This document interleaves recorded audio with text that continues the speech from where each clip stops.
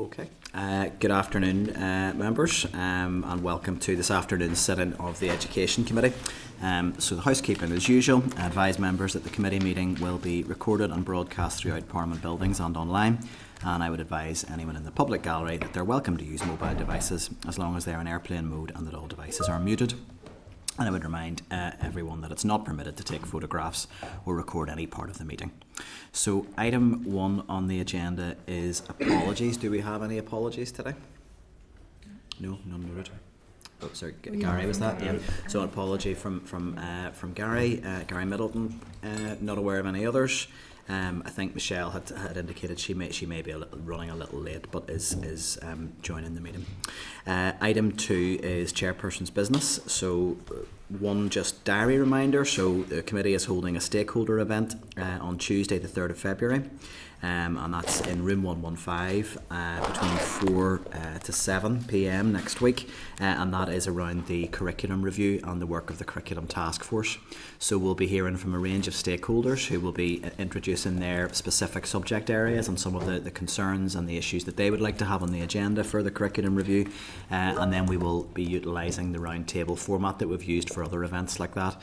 I know obviously it can be a challenge sometimes in terms of what way assembly business runs on the day, but would be good to get attendance from as many members as possible, as those have always been really well received events and actually do give us really good evidence, often on issues that we maybe haven't had time to cover in detail in our public sessions of the committee. Was that Tuesday, was it? That's Tuesday, yeah. It's Tuesday the 3rd, between 4 and 7. I mean, it may not run the full time, but that's the time the room is booked out for.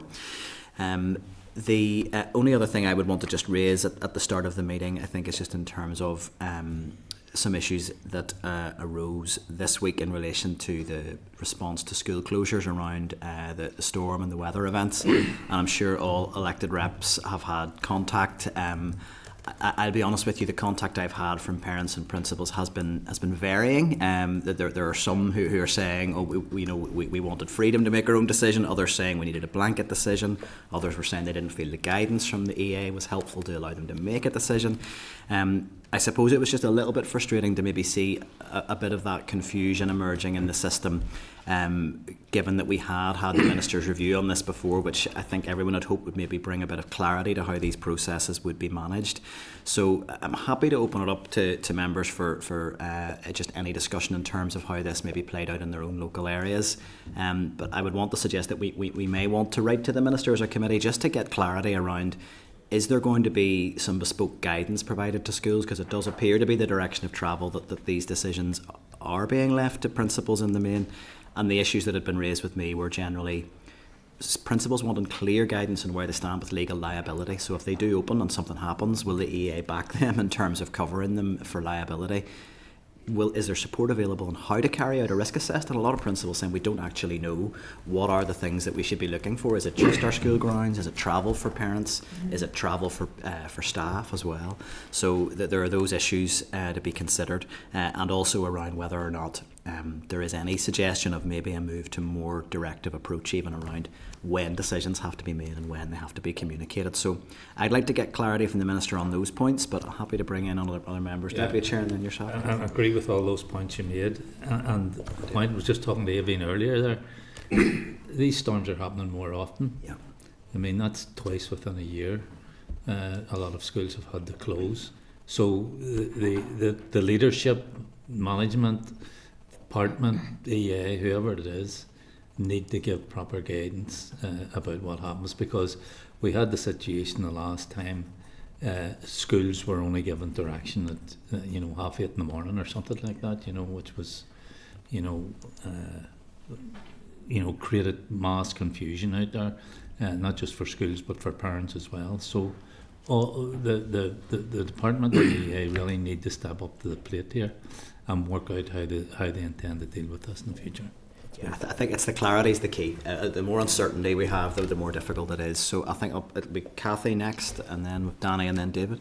Thanks, Chair. Yeah, look, I agree with everything that you've said. I think the key to it here is the support and guidance for parents or for principals. they felt, the ones that I was dealing with anyway, felt that they were being put in an impossible situation. They have access to the same sort of weather warning information that we have, and we're not having to make those kind of decisions. So they just felt they needed much more support, that the EA and the minister was just completely washing their hands of it and saying it's over to you guys. They felt they were in an impossible situation if they don't close. The risk that poses, asking staff to travel, asking pupils to travel. If they do close and it turns out that the weather isn't actually that bad, they've really annoyed parents, and the pupils have lost a day of their education. So they just really felt that they didn't have that support. And they're not necessarily saying, yes, just make the decision for us, because we know it could be different in different areas and things like that. But it was just the complete washing our hands of it very late in the day, when we knew that this weather warning was in place earlier on in the day.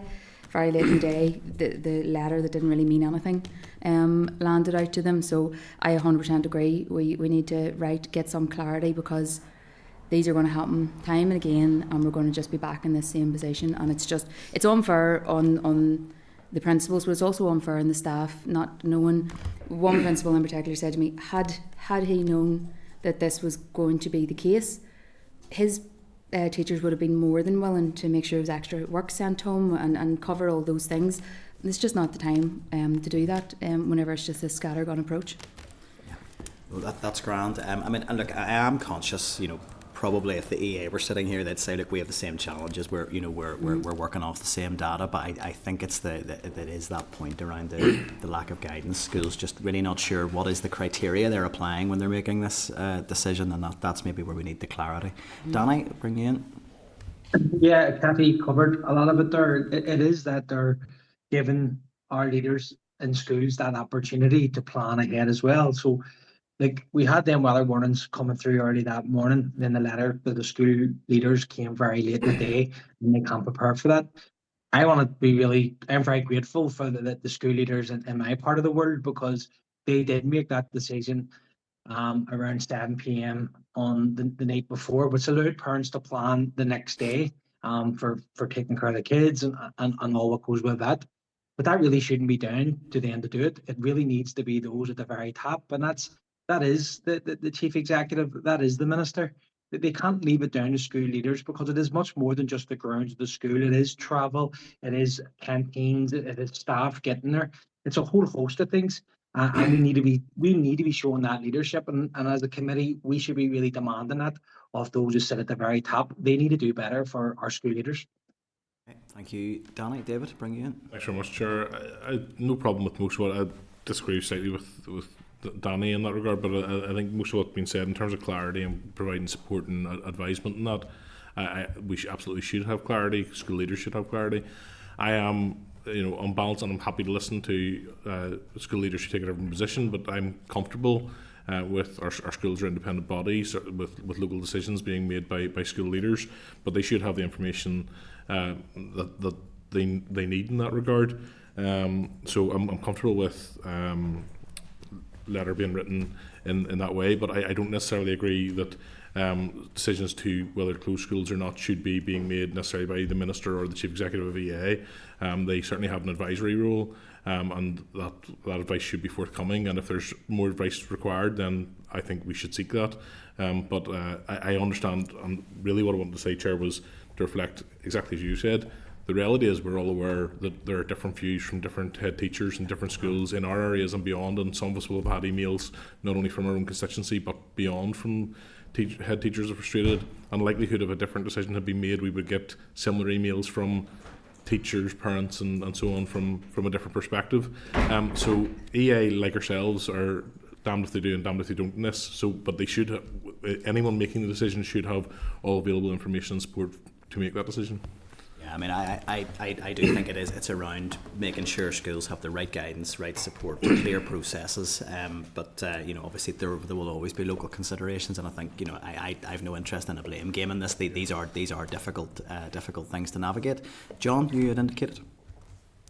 Yeah, I mean, I take the view on it that just the current situation needs refined and optimized. I think that is where we could agree that it doesn't work for everybody.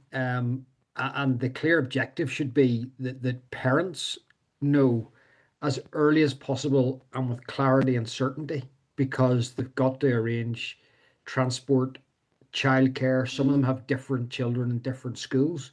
And I think that is the key, that it is better to make a decision as early as possible and with clarity.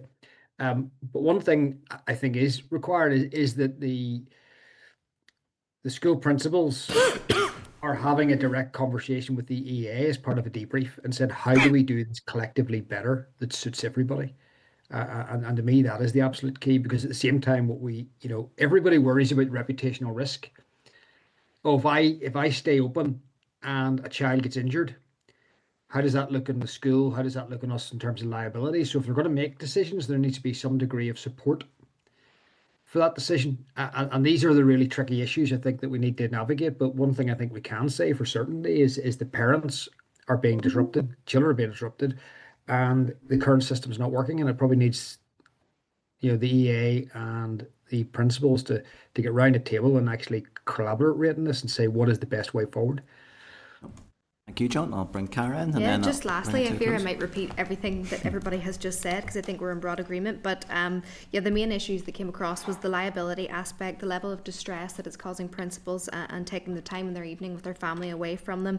They feel damned if they do, damned if they don't, and it's building a sense of animosity. And we know that one principal has said, we are the ones holding the education system together, and it is about time we are treated with respect and support. So I agree. I think we should have some top-down guidance.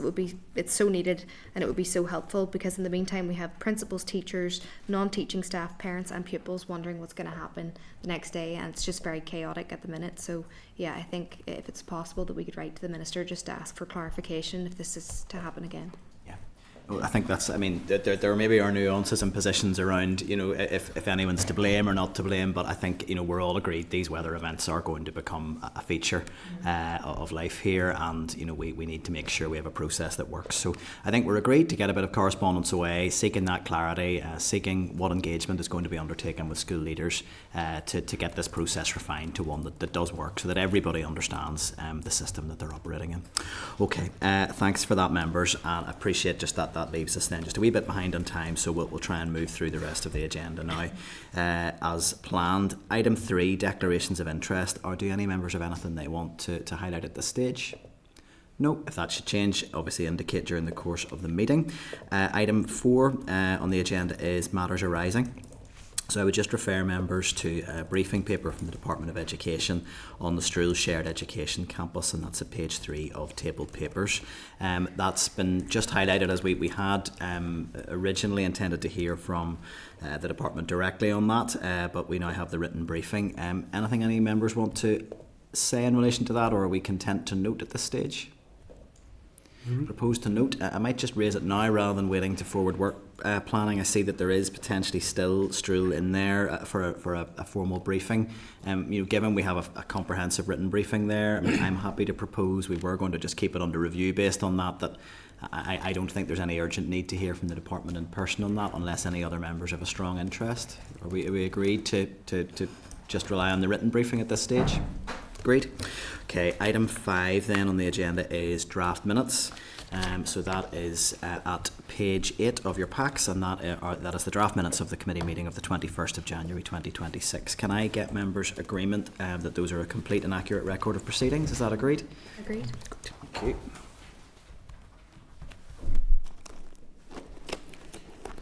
Okay, item 6 on the agenda then, and this is an evidence session with the Northern Ireland Youth Assembly. It's an oral briefing and it is on the committee bill with the proposal to allow all pupils the choice to wear trousers as part of their school uniform. So while the witnesses are just coming through, and I think we may have more Youth Assembly members attending than will be able to be accommodated on the front seats, so there will be some joining us in the gallery. So while everybody's just getting seated, I'd refer members to the briefing note from the clerk at page 16, and then we have a report that was prepared by the Youth Assembly at page 18. So while everybody's getting seated, I want to just put out a big welcome to you all as the new Youth Assembly, and it's great to have you come into committee today to speak to us, and hopefully there'll be lots of engagement with the committee on a range of issues over the course of your term. So everybody here presenting today are members of the Youth Assembly. So we have James Maginn, Dáire McConnell, Ellie Simpson, Neala Owens and Raphael MacMillan-Sharkey, so all Youth Assembly members. So you're very welcome here, and thank you for giving up your time to come and speak to the committee in relation to our committee bill proposal around that choice around wearing trousers as part of the school uniform. So I'm really just going to hand over to yourselves for any opening remarks or presentation that you want to make. If I could ask that be up to 10 minutes in length, and then we'll move into question and answers from members after that. So over to yourselves. Would be James, are you starting? Yes. Yeah. Okay. Firstly, I'd like to thank the committee for allowing us to meet with you today to discuss the proposal for a law to allow all pupils to wear trousers at school. As you've already said, my name is James. I'm a legacy Youth Assembly member, and I'm here to support the new Youth Assembly members in their mandate. The Youth Assembly, established in June 2021, comprises 90 diverse members from all constituencies, with representation from Section 75 groups, care-experienced young people and those on free school meals. Our three main functions are engaging with the Northern Ireland Assembly and its committees on inquiries and legislative scrutiny, carrying out our own committee-led project work and consulting with government departments and others on youth-related issues. On Tuesday the 13th of January, we met to consider the committee's consultation questions on this proposal. There were 48 current members present, supported by 11 legacy members. When members were asked what matters most when it comes to school uniform, the single most common response was comfort. Comfort is mentioned more than equality, price or appearance. While some young people said they felt uncomfortable in their uniform, a significant number reported feeling uncomfortable or very uncomfortable. Comfort is not about preference or style. Discomfort affects the ability to focus, move freely and engage fully in student life.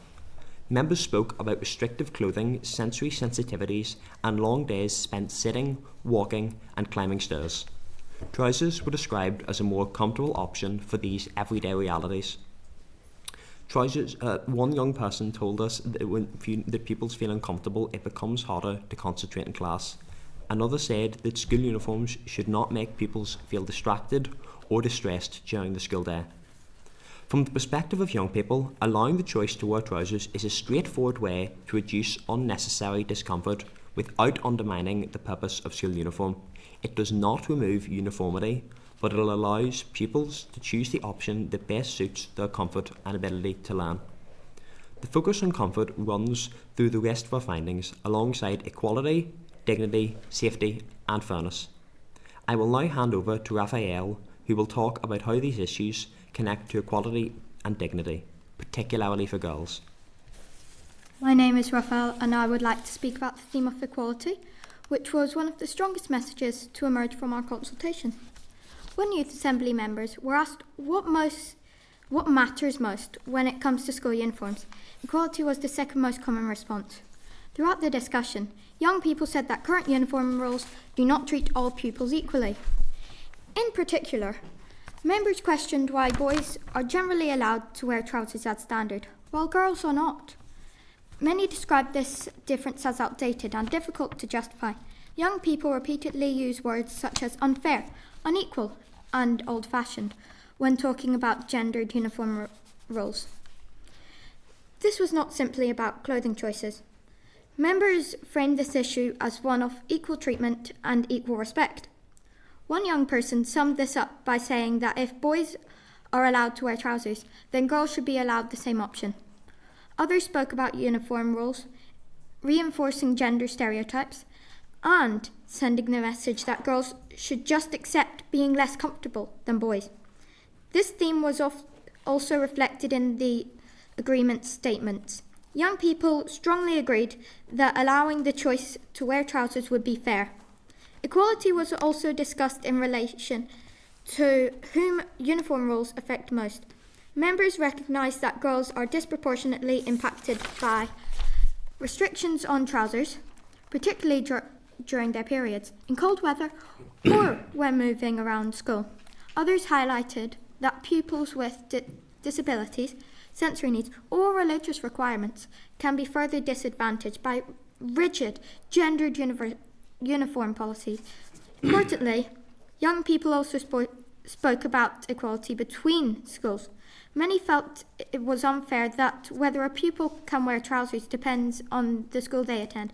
Members expressed a desire for consistency so that pupils across Northern Ireland are treated equally, regardless of school type or location.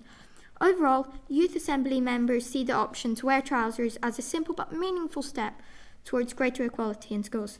It is not about removing uniform or lowering standards, but ensuring that uniform policies apply fairly to all pupils. I will now hand over to Neala, who will focus on dignity. My name is Neala Owens. School uniform is not just about appearance. It affects how safe, respected and confident pupils feel during the school day. For many young people, particularly girls, current uniform rules were described as undermining dignity rather than supporting it. One of the clearest issues raised was period dignity. Members spoke openly about cramps, anxiety about leaks and the discomfort of managing menstruation while wearing skirts. Young people strongly agreed that allowing trousers would enhance period dignity, and this statement received one of the highest agreement scores in the survey, with an average of 4.4, suggesting a majority of students agreed. Members also linked uniform rules to feelings of vulnerability. Many felt that skirts can leave pupils feeling exposed, particularly on stairs, in windy weather or when sitting in classrooms. Young people strongly agreed that allowing trousers would help girls feel less exposed or vulnerable. We spoke about unwanted attention, comments and judgment linked to uniforms and the belief that trousers could reduce this. For members, feeling safe in school was seen as a basic expectation, not something that should depend on uniform rules. Issues of dignity were also raised in relation to inclusion. Members highlighted the rigid uniform policies can be particularly challenging for people who are transgender, feeling accepted in their or respected in their chosen gender, or non-binary pupils with disabilities and those with religious modesty requirements. In these cases, uniform rules were described as intensifying scrutiny rather than offering protection. Overall, members viewing dignity as central to effective uniform policy. Allowing the choice to wear trousers is a practical way to protect pupils' dignity, reduce vulnerability, and help young people feel safer in their school environment. I will now hand over to Dáire, who will focus on practicality. Dáire McConnell Senium do. Hi, my name is Dáire, and I'll be speaking about practicality, which is another recurring theme in the Youth Assembly's discussion. Young people spoke in very practical terms about how uniforms work, or don't work, in everyday school life. Members highlighted the reality of the Irish climate. Skirts were described as impractical in cold, wet and windy conditions, while trousers were viewed as more suitable year-round. One young person described skirts as blowing in the wind and leaving pupils cold, particularly during winter months. Practicality was also discussed in relation to movement and activity. Members felt that trousers better support walking between classes, sitting on floors, climbing stairs and participating in practical subjects. This was not framed as a preference, but as a matter of functionality and ease during a normal school day. Young people also connected practically to participation. Members recognised that comfort and safety were the most immediate impacts of allowing all young people the option of wearing trousers, with participation benefits falling closely behind. This suggests that pupils see trousers as removing small but persistent barriers that make school harder than it needs to be. Importantly, members do not see trousers as undermining school uniform standards. Instead, they viewed them as a familiar item of school clothing that already exists within most schools. From their perspective, allowing trousers simply extends an existing practical option to all pupils. Overall, the evidence suggests that young people see the choice to wear trousers as a sensible adjustment that better reflects the practical demands of school life without removing the structure or purpose of school uniform. I will now hand over to Ellie, who will speak about personal autonomy and conclude on behalf of the Youth Assembly. Hi, my name is Ellie. This isn't about forcing anyone to wear trousers. It's about ensuring that pupils who want to or need to wear trousers are not prevented from doing so. Choice is something that supports individuality while still maintaining school identity. One young person explained that it should be possible to represent school pride while also having the option of self-expression. Others noted that in adult life and future workplaces, people are trusted to make appropriate clothing choices, and that school should help prepare pupils for that responsibility. However, we are also clear that choice must be real. Many describe situations where trousers are technically allowed, but stigma and judgment prevent pupils from wearing them. Members said that some schools will allow trousers, but only after meeting with parents and school principals. Girls who wear trousers are described as being judged, talked about, or seen as different. As a result, choice in policy does not always translate to choice in practice. This is why members support a clear, consistent approach across all schools. They feel that a universal rule would help normalise trousers, reduce stigma, and ensure pupils are treated equally regardless of the school they attend. Members also recognise that implementation matters. While views differ on whether exceptions should exist, young people were clear that any policy should be applied fairly, consistently, and with the pupil's voice at its centre. In closing, the Youth Assembly's position is clear. Young people overwhelmingly support allowing all pupils the choice to wear trousers at school. They see this as a practical, proportionate change that improves comfort, supports equality, protects dignity, and reduces stigma. This proposal needs to become law now. We would like the option to wear trousers to be a legal requirement in all schools in Northern Ireland. This is mandatory. Young people should be involved in every stage of this bill, especially those with disabilities, those with religious requirements, LGBTQ young people, and those with sensory issues. And finally, each school uniform policy must include this trousers option. We would encourage the committee to consider these lived experiences as you propose the bill. Thank you for listening to young people's voices, and we welcome your questions. Thanks to all of you and for your first time presenting at committee. I'm sure it's a daunting experience, and but it really is. It's great to have you here, and hopefully this will be a painless Q&A for you.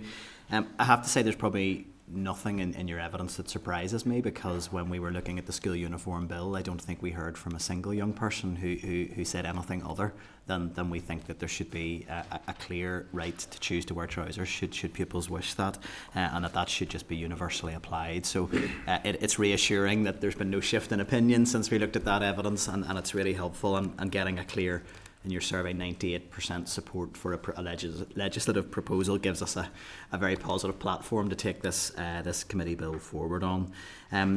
I want to just reflect in terms of the Minister's views on this. So since the school uniforms bill passed through its stages in the Assembly, there have been lots of questions back and forward around it. And the Minister's position seems to be that the legislation gives pupils the right to campaign locally at school level and make the case for being allowed to wear trousers.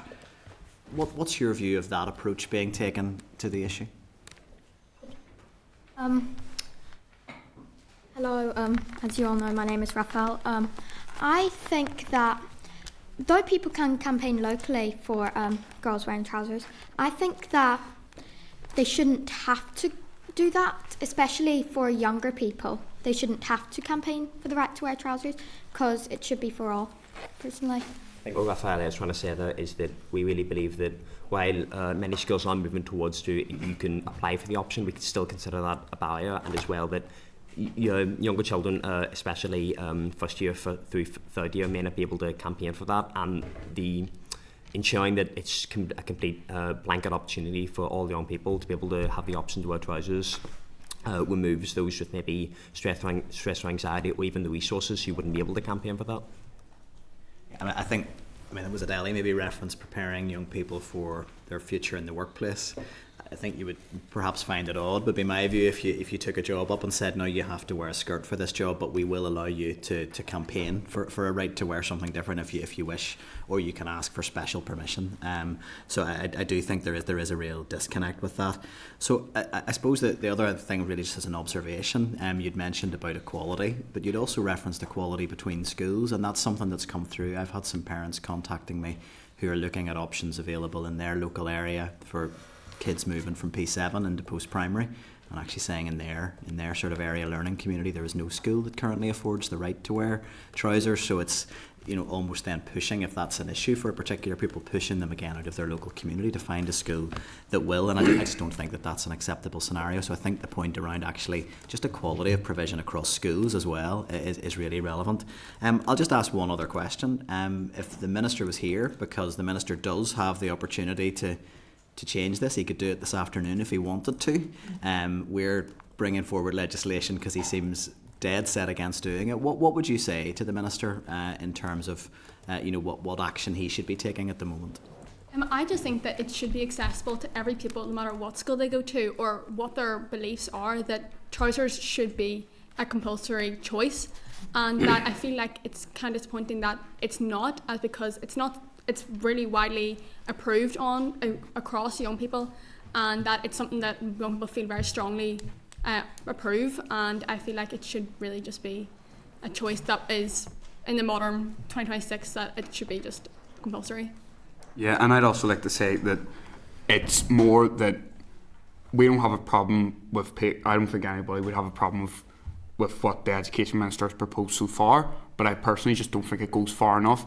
I think what it does, it gives the hands to the power of the principal, but it's also, I've been hearing from a lot of people that it's a lot more that you have to go and ask for permission. You shouldn't have to go and ask for permission. It should be a guideline from the Education Department. He is the Education Minister. He should be making it that we should be allowed to wear trousers. It shouldn't be something where it's on a school by school basis, because he is the Education Minister for every school, not just some schools.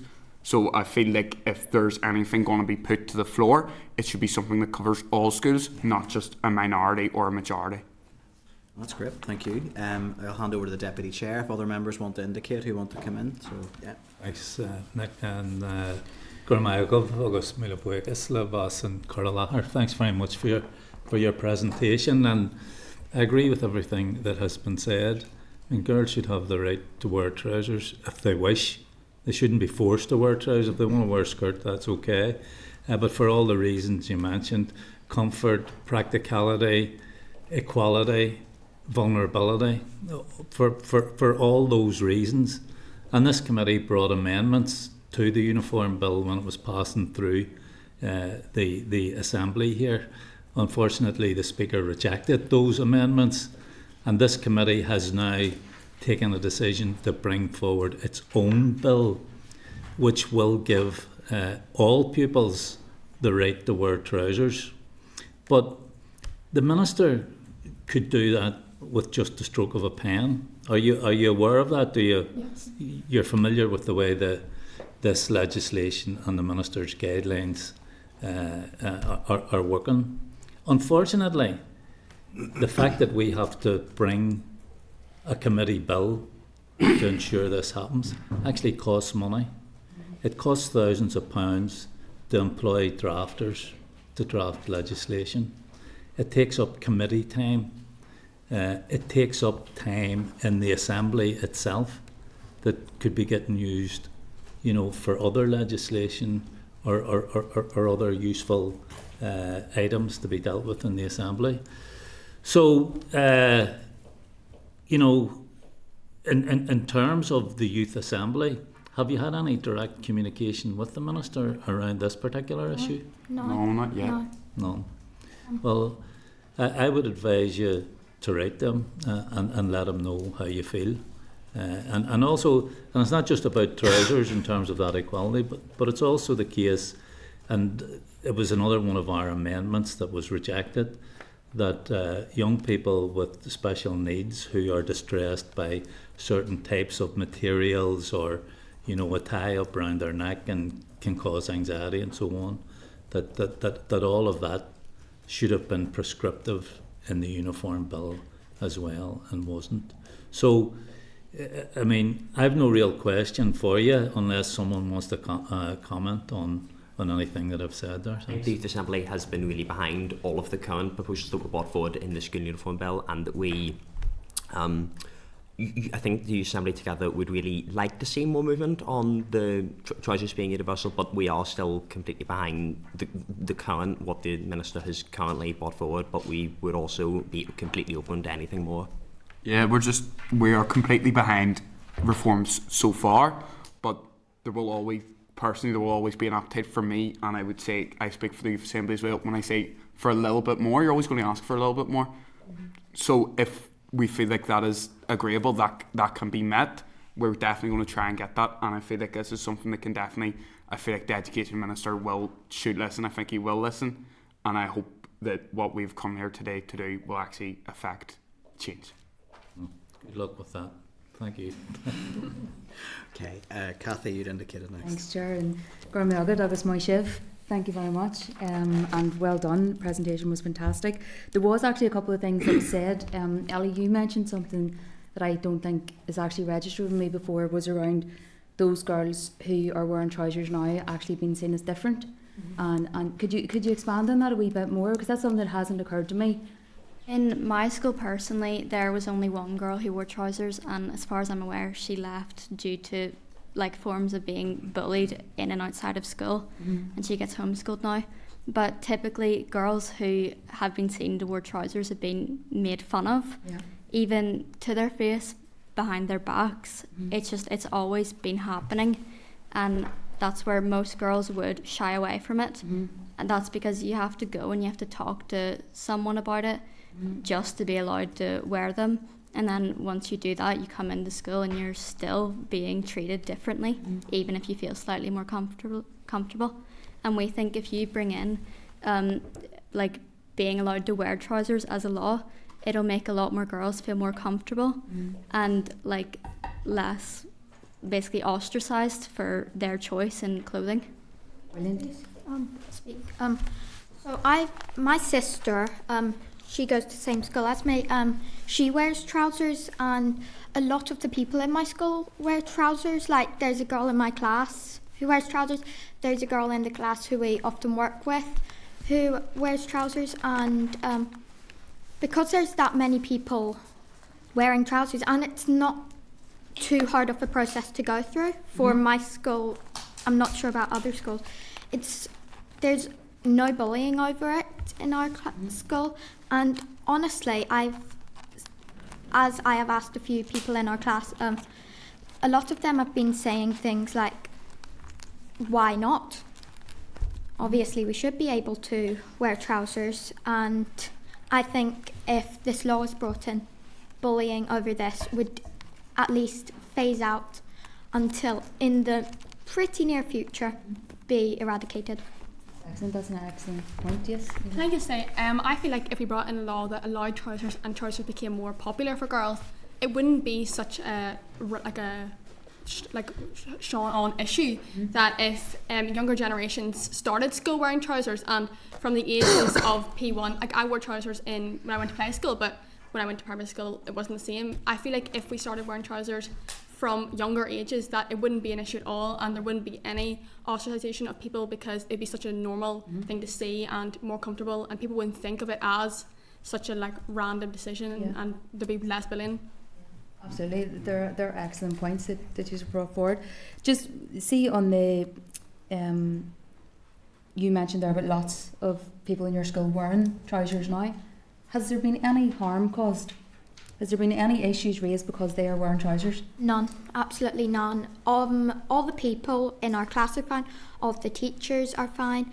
It's just really about those people who do not want girls to wear trousers, but if they like start bullying our school, like, as it's very good at dealing with bullying, like it will deal with it, and there is no criticism, and I think that it's a lot easier to just let people wear trousers than forcing them to wear skirts. Absolutely. When people are talking to me about this, there's usually two views on it. There are people who are going, I can't believe we're still talking about this in this day and age. This is crazy. And the other view would be, well, sure, you can wear shorts underneath if you're really that annoyed about it. You can lobby your principal, you can go and speak to them and ask them. The reality is they can still say no, or just do it anyway. Who cares about legislation? Who cares about what the principal says, and just do it? So what would your view be in that? If somebody said that to you, as an argument against it, what would you say back to them? I would say that, honestly, it is not your opinion to say what I should wear. I think it is their opinion. We live in a country with free speech, so why not just let people do what they want? School is preparing them for later life, so if they are preparing them for later life, they can wear trousers in most places, and if they're going to have a problem with that, talk to the pupils, talk to the principal, and if the principal agrees with them, then that principal should get sacked. I think as well with a lot of what we do in the Youth Assembly is rights-based, and as well to what you'd said just about the expression, though, we under the United Nations Convention of the Right of the Child, you do have a right to expression, and I think that allowing trousers for all pupils is a really good way of ensuring that. We just want to mention PE uniform, as it's not in this proposal and we want to know if it was. And as you mentioned, wearing shorts, some pupils aren't comfortable wearing shorts either, as it's more restrictive than skirts for some pupils. And skirts is another big issue for PE, and we believe that you should be allowed to wear leggings or tracksuit bottoms, whichever one you're more comfortable with as well. Yeah.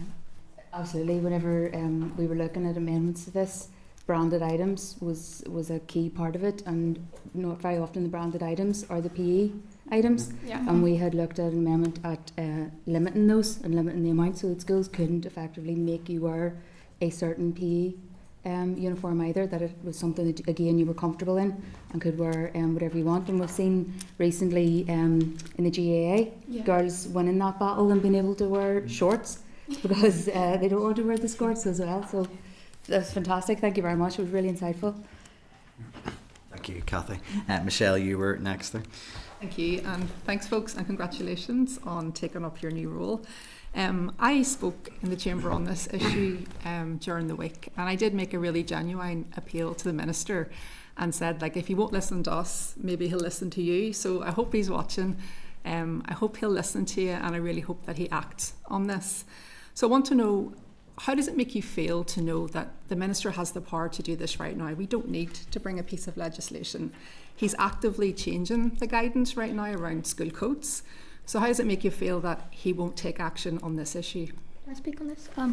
I find it quite, honestly, annoying that the person who's supposed to be representing us as children and as we are in the Education Committee, the Youth Assembly, and we are still children, that he is just not even bothering to do something as simple as that for children, let alone anyone.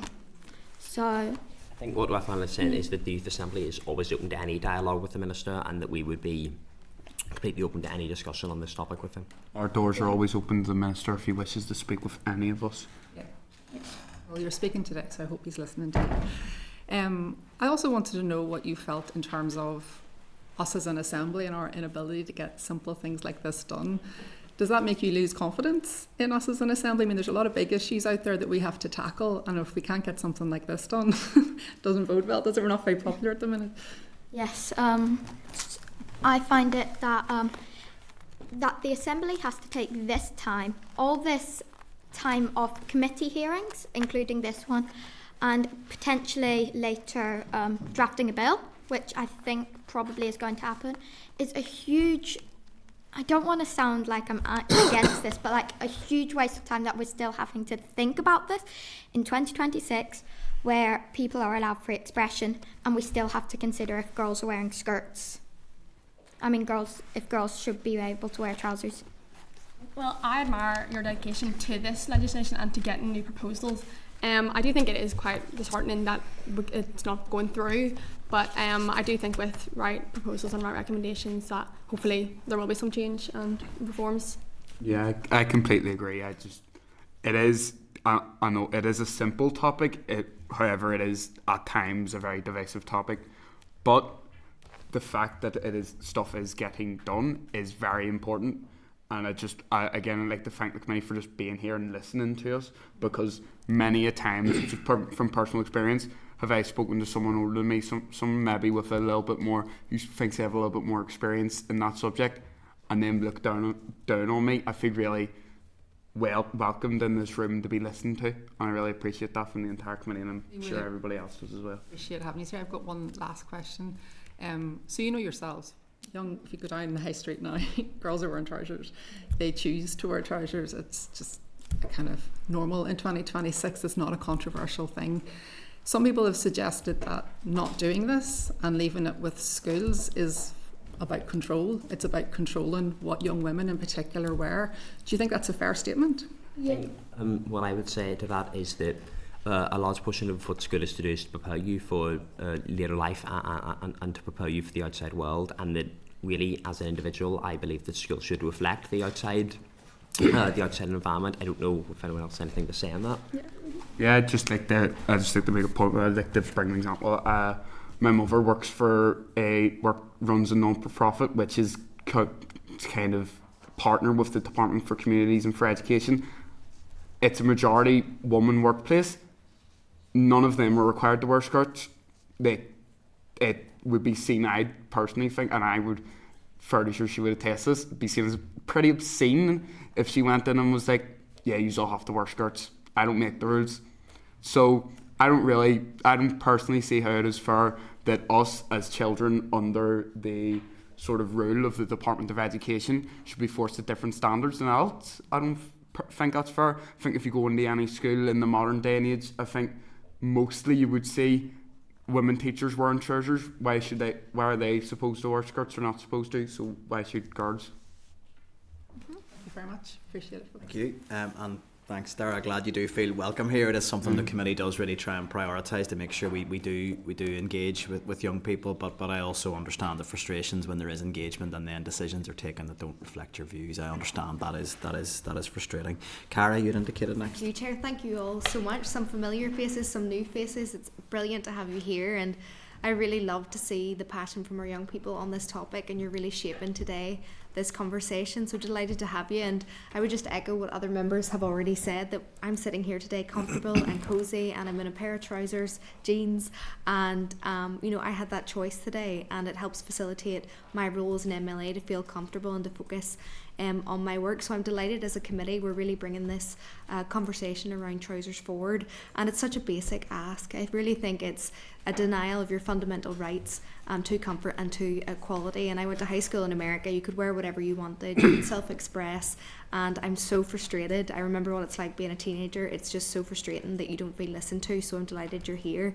A number of questions that I have have actually already been asked, but I do have one core question, which is, do you find it strange that in Stormont ministers often talk about equality, and we talk about the ending violence against women and girls in Northern Ireland, about amplifying female voices in our society, but on this issue what's actually happened is all young people, but particularly young women, have been silenced on this topic, and they're not being given the fundamental same rights as their male classmates. Would you agree with that? What's your perspective on that? And I'd love to hear it. Yeah. I agree with you on that.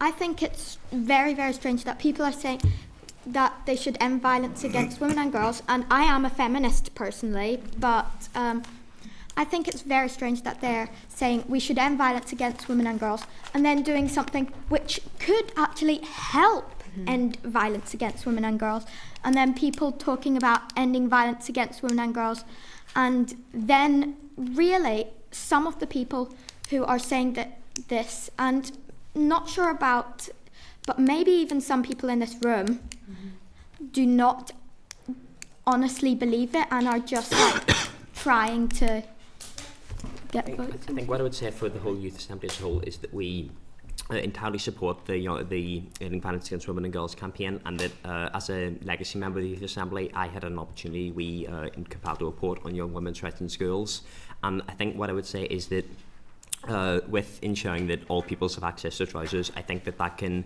decrease unwanted attention, and that we accept that is something that's potentially going to help to decrease those situations in which young women feel uncomfortable or discriminated against. But as well as that, just that any discussion around this we completely support, and we are really thankful that the Assembly has taken the Ending Violence Against Women and Girls campaign forward, and that we can really see that all members are really moving forward towards that. Yeah, I just wanted to say, while you're wearing a skirt, most students have to walk to school, which, as I said, can increase violence. You can get shouted at, like unwanted negative attention in your school uniform, and I feel like wearing trousers could really decrease that and could cause people to feel more safe walking to school, as sometimes you might have after schools and having to walk home from school late at night, which could cause anxiety. People, especially living in cities like Belfast, well, I don't, but I get a bus. But I feel like for young girls who do, it can really like cause anxiety and stress when walking home and back to school. Yeah, I'd just like to second that.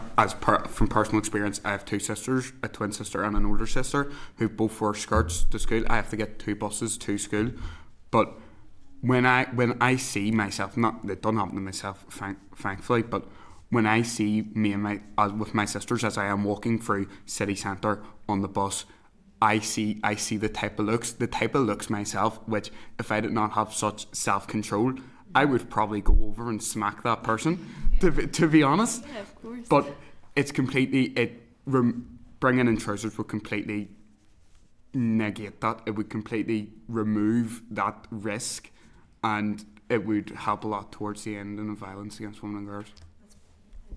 I would just like to say, you've probably seen it. I know like there are committees that focus on social media, but school uniform in the past 20 years has been sexualised a lot, and that is one of the main reasons girls don't feel comfortable. Yeah. And whether it's by like people their own age or people way older, they don't feel comfortable. Yeah. And even in school, there are teachers who measure your skirt distance from your knee.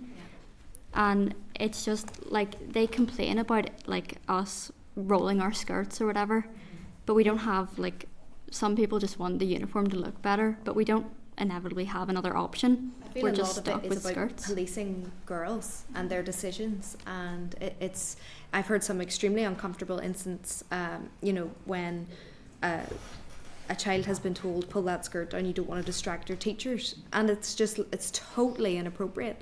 So no, that's extremely helpful. And you talked very rightfully about the objectification of women, and we've had these huge conversations about upskirting, about all these horrific, inappropriate things that happen to young girls, but yet when the minister had the opportunity to completely draw a line under that, he didn't take it, which I think is so disappointing. My final question very quickly is, this is an incredible campaign. You've really helped us shape this policy here today and give us your perspectives. What's your next steps? Where do you go from here? A brief answer on this one, please. I think next step would be trying to get it through the youth assembly, because the assembly, because we are probably going to face some backlash, and I think that the assembly should listen to us as young people, and a wee bit I feel like that they should definitely get more people's opinions from this, so like more hearings like this. So I think that if the assembly does not get this through, it won't affect me, not sadly, but it will affect other people, and I'm not trying to speak for women and girls, but I'm trying to think that I'm trying to get the perspective of like what my sister would think, because that's the only girl in my family which is a girl, obviously. So if someone like doesn't allow my sister to wear something that simple, it's going to be ridiculous for me to think that. Thank you, Raphael. We'll have to just draw a line at this stage. Sorry. No. It's we're always up against it with time in this committee. Next indication was from John.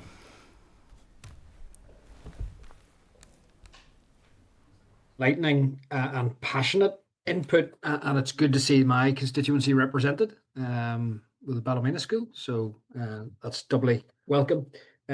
Just want to run through a couple of questions. I fully support the right of girls to wear trousers. Would you accept, though, that we were talking about that right, just to be clear, in the first instance, we're talking about the right to wear a standardised pair of trousers that will become school uniform, just in the same way as the boy wears school trousers that are uniform?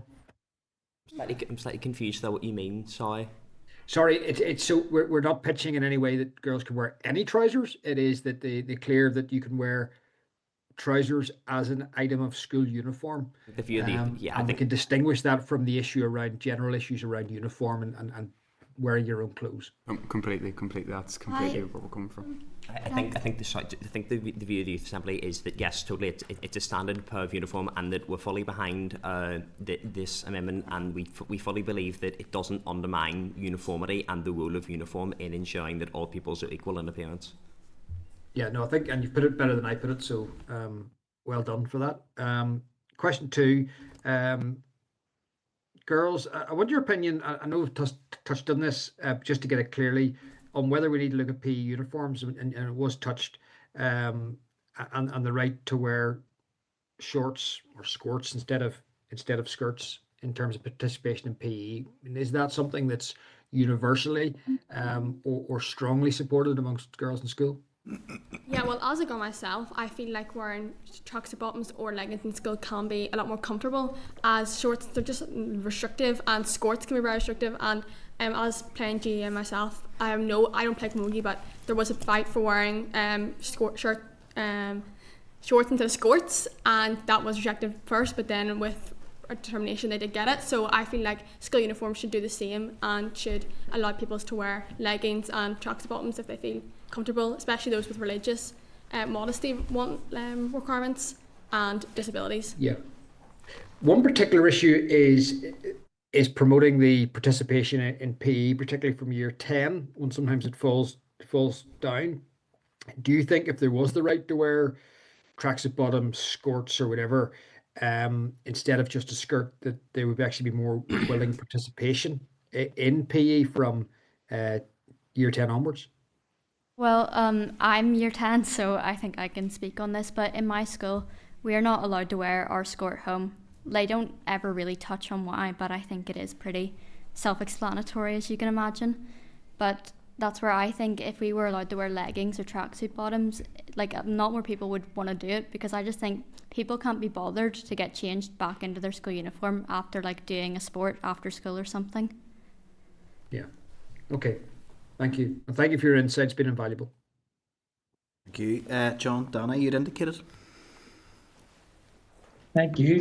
And thank you for everything you just said in your presentation. It was brilliant. You haven't really left much questions for me to ask. I would just say I do slightly disagree with you about being fully behind the current bill as it stands. Unfortunately, I'm not. I'm very disappointed with it because 11 of our amendments from the committee were basically, as Pat had said, they're completely in the bin. And that's not just the work that we do as a committee, but that's the evidence we take from the likes of yourselves and parents, who would have covered a lot of what's being discussed today. So I suppose the only real question I have this listener that hasn't been repeated is just see around the criteria of the schools right now, because do you have an understanding of what schools do ask for girls to wear trousers, and what would maybe be the differences? Maybe some schools girls would be maybe bullied, and in other schools not so much. Is it the process that really highlights that difference? Well, personally, just from my experience, from what I've seen, is that my school, Cost Firshia, is sat in between St Louise's and St Dominic's in Belfast, and from what I see is that, as well as us not being a grammar school, we find that sometimes our school is looked down upon because girls are allowed to wear trousers. Sometimes they see it as maybe unprofessional or not of the same standard. But I feel that, especially if it's particularly, like, I would personally be in favour of no exceptions, it really creates equalness, not just across your school, but across the entire schooling system. And really, because you shouldn't be discriminated against, not just if you wear a skirt or if you wear a trouser, but based on what school you come from. And if every school was made to follow the same standards, then every school, no one would be discriminated based on what school they came from. And I personally feel like that's something that the skirts do sort of play into right now. Thank you. So, but is there different processes for the schools? Like, are you aware of the different processes that they take? I think that each school will have an individual process, but I know that for my own school, it's that you have to come and ask a member of the senior leadership team. And I think the view of the Youth Assembly is that the otherness created by people who are wearing trousers is not necessarily because they're wearing the trousers, it's because of the process. It's because it's a limited, difficult process that they have to go and ask to request that. While if it was a universally allowed for all pupils, I think that eventually, over time, and it would be over time, that the discrimination or the otherness would slowly decrease. We had a meeting on 13th of January, and from hearing from others, it was either one of the ways was a doctor's note for like being allowed, or having to speak with the principal, which they can still overrule, or having to go to like a senior member, as James said. Also, in my school, we have to ask the assistant Senko. I remember doing this last year for my sister. Keep mentioning my sister, but last year we had to say to the deputy Senko, she's really nice, Miss Monaghan. Just wanted to give her a shout out there. She is really, really nice, and she's basically just nothing. There was actually some thing around it, because when we originally went there, there was something about Evangeline wearing skirts, and she misinterpreted as that being me asking to wear a skirt, which it was not. But instead it was actually her wearing trousers, and and the deputy Senko was fine with my sister wearing trousers, and a lot of people have followed, in my year, also don't wear skirts who are girls, and there is virtually no bullying, as I said earlier. Thank you. And I suppose it would only be my interpretation of it, but I do feel that there's some political parties, and maybe even the minister himself, that the fear of supporting the amendments that we wanted to bring forward would lead to boys being able to wear skirts. And while that's not the issue we're talking about today, I would just like to hear your view on it. Would you, as young people, have a problem with a boy wanting to wear a skirt? I would. Oh, sorry. I think it would be the view of the Youth Assembly that, as an individual, I'm disappointed that a lot of the dialogue about this has been taken away from the focus of allowing trousers universally, and I think that the Youth Assembly would be keen to focus specifically on the issue of trousers universally. I think that it's an easy way for some to escape the dialogue, or to maybe avoid addressing the actual issue, but I think the Youth Assembly is disappointed that maybe the dialogue has been diverted. Yeah. And I just want to add that we're not campaigning for this in terms of a slippery slope type dynamic or a domino effect. We're campaigning for one specific issue, which is girls being allowed to wear trousers. We have not come here to talk in no particular means. We have not come to talk about boys wearing skirts. Whether that has not been debated between us or between anyone in the Youth Assembly, we're simply here to talk about girls wearing trousers and why we think it should be allowed. Also, I would say just briefly on this, as we're pushed for time here, but just Chair, but can you just say one thing? Yeah, sorry. After you. Yeah, no, go ahead, Raphael. Just to briefly finish. Also, I think it's less about girls wearing trousers and about everyone being able to have the choice to wear trousers, and it not being trousers for boys, skirts for girls. It should be trousers for everyone, because what's it going to affect you? John, or you want to speak? It would be very brief Very comment, quickly, no can time I for further commend the young questions. people for that pragmatism and common sense, because actually it is attempting to turn this into a issue around boys being able to wear skirts that is the thing that could defeat what is a pragmatic, sensible solution, which is everybody can wear trousers. And I just commend their sensible, pragmatic approach to that. Thank you, John. And David, you'd indicated finally. Chair, I've only one question. I think it'll come to it, but to just first of all, to say thank you very much for your contributions. I think you've all spoken excellently.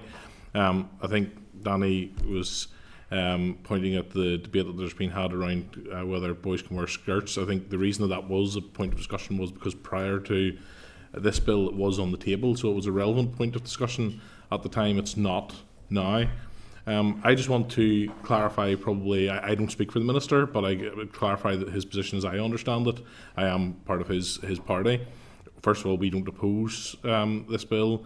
That's been made clear. Our position, it's more nuanced around this, despite what others have tried to make of it, is that we have always taken a consistent position of supporting the independence of schools and the independence of schools to make their own decisions. I recognise that will be out of step with some of your views around this, but I think there is always going to be for different people, different places where you draw the line in terms of where schools can make decisions.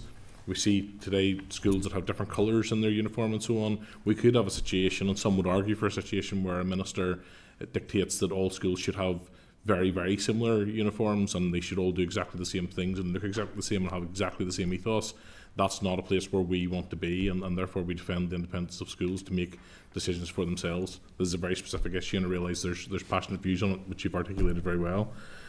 I do want to say I'm very concerned. I mean, you're representing my old school personally, and as declaration of interest, my wife used to be on the Board of Governors but is no longer. But concerned to hear that someone, from what you gather, has had to leave school because they felt uncomfortable around wearing trousers, because wherever trousers are worn, that should never be the case. Bullying should never be permitted anyway, but it certainly shouldn't be around choices that the school has allowed to be worn within their schools, and that's very concerning. Was it someone, I'm not sure whether it was you, Neala, or yourself, Ellie, had talked about religious participation and that aspect of it, maybe yourself. Are you aware of a situation where someone had a religious concern about wearing a skirt and was forced and wanted to wear trousers for religious reasons specifically, and was not allowed to do so? Well, in the earlier, when we were chatting, someone brought up about being Muslim and wanting to wear tracksuit bottoms whilst doing PE, but everybody else in the class wore shorts, which was against religious beliefs. So they wanted trousers for all to be more inclusive of religions. No, well, I take that point. I mean, I think there's always been exemptions, and we will all be aware of situations in schools where there's been exemptions for people because of specific considerations that don't necessarily apply across the board. So I was interested to hear that point, and I think that should always be schools should also always be sensitive to that. But to be clear, from our point of view, we don't oppose the wearing trousers in principle. Sorry, you were going to say something. Ellie's looking to come in. It's just, you mentioned about the schools having choices and the schools' independence, but I think this issue is more about the pupil's choice. It's not whether the school wants us to be allowed to wear it or not, it's whether the pupil feels comfortable and safe in the environment. Like, if they want to wear trousers and not what the school thinks or what everyone else thinks, it's their decision on their own. Yeah, I mean, I accept that, and accept we're in a nuanced way in slightly different places, and that we support the ability of schools to make those decisions. But I guess that's where the line. I don't have a problem with trousers being worn by girls in principle, but I would, for instance, stop short of where Cara was talking there about US schools and self-expression and being allowed to wear whatever you want to school. I mean, that's not something I support. I support a school uniform. So for all of us, it's a decision of where we draw that line, and for some of us it'll be in slightly different places than others. But yeah, I just want to articulate myself, and as I understand the minister's position, notwithstanding that he may respond to the requests that have been made differently, I don't know. I don't have insight into that, but it is very much a case of believing that schools should have the autonomy to make their own decisions and have their own ethos, and not be dictated to by a minister of whatever party. I think to say, I live in a rural area, and there only is really 2 schools that I can go to.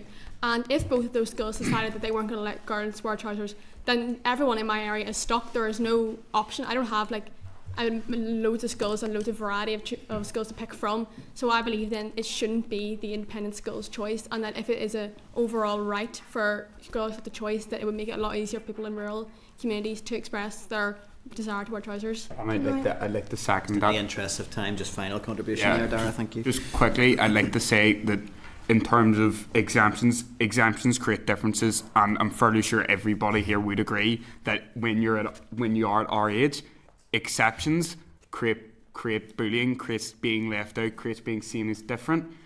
The reason I personally would support a full allowing of trousers is not from a point of just that I see it fit. It's I don't want to see a certain people in not being allowed and then there being exemptions, because then those exemptions will lead to bullying. And I'm fairly sure everybody in this committee would agree with me that bullying is something that needs to be stopped. It needs to be something that needs to be destroyed in the ethos of school, in the ethos of what the type of diverse community we're trying to create in these 6 counties. I'm fairly sure everybody would agree with me on that. I hear the points you've made, and you've been very powerful advocates for it. Thank you very much. Thanks, Chair. Thank you. I think that the evidence was really clear from your opening remarks onwards, probably about the most emphatic and unanimous bit of evidence I think we've ever heard at committee. So look, that's been really helpful in terms of our considerations for the committee bill going forward.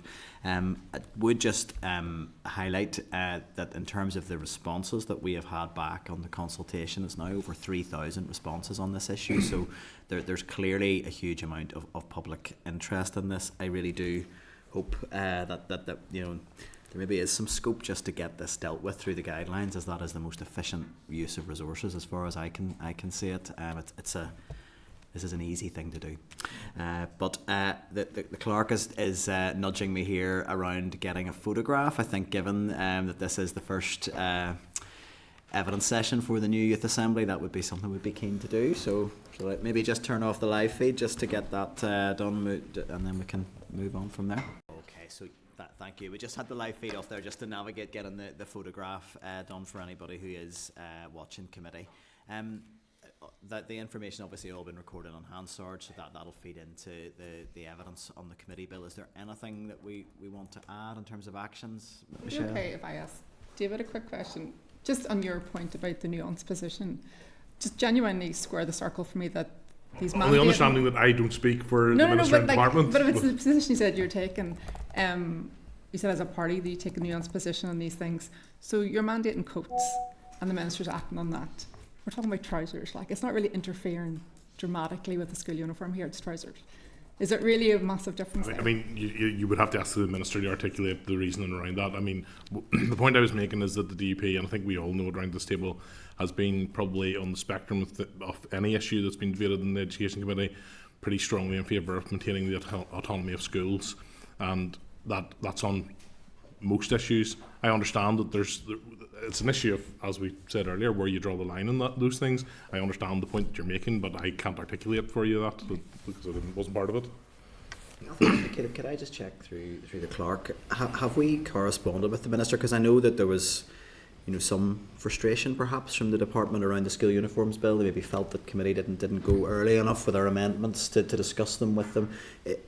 I mean, have we reached out to say, look, we would be keen to see this dealt with by guidelines? We're not wedded to some mission to deliver a committee bill. It's the end goal. Is what have we? Yeah, a letter went last week because it had been agreed at the previous week's meeting. Just checking that. Just to put the point about the coats that progress seems to be happening on the coats and why not? Can we do it on this? No, just to check. I don't want to double up. Could I just come in there? That my concern would be that, when John raised the issue of young people wearing their coats to school, overcoats, the Minister gave a response, and I think John was effectively sold a pup, because when the Minister then spoke in the chamber around this issue, it was very heavily caveated. Now, I wouldn't like something similar to happen here, that the Minister makes some response, and then when we see the actual guidelines, it's something different, and it has, it compressed our time to get a piece of legislation through the Assembly. So, I mean, I suppose what I'm saying, and let me say it clearly, I don't trust the Minister, I don't trust the Department, and we saw that through this whole process. And I mean, if we're going to approach the Minister, it needs to be on the basis of transparency and of integrity, and I'm happy for that to happen, but I'm not happy if the Minister, drags his heels or, tries to negotiate with us around this issue, because it's quite clear and simple. All pupils have the right to wear trousers, and that's the bottom line in this. And that's, if the Minister's happy to come to that position, well and good. I'm happy to say, well, we don't need the legislation, we don't need to pay thousands out to professional drafters, we don't need to use up committee or assembly time.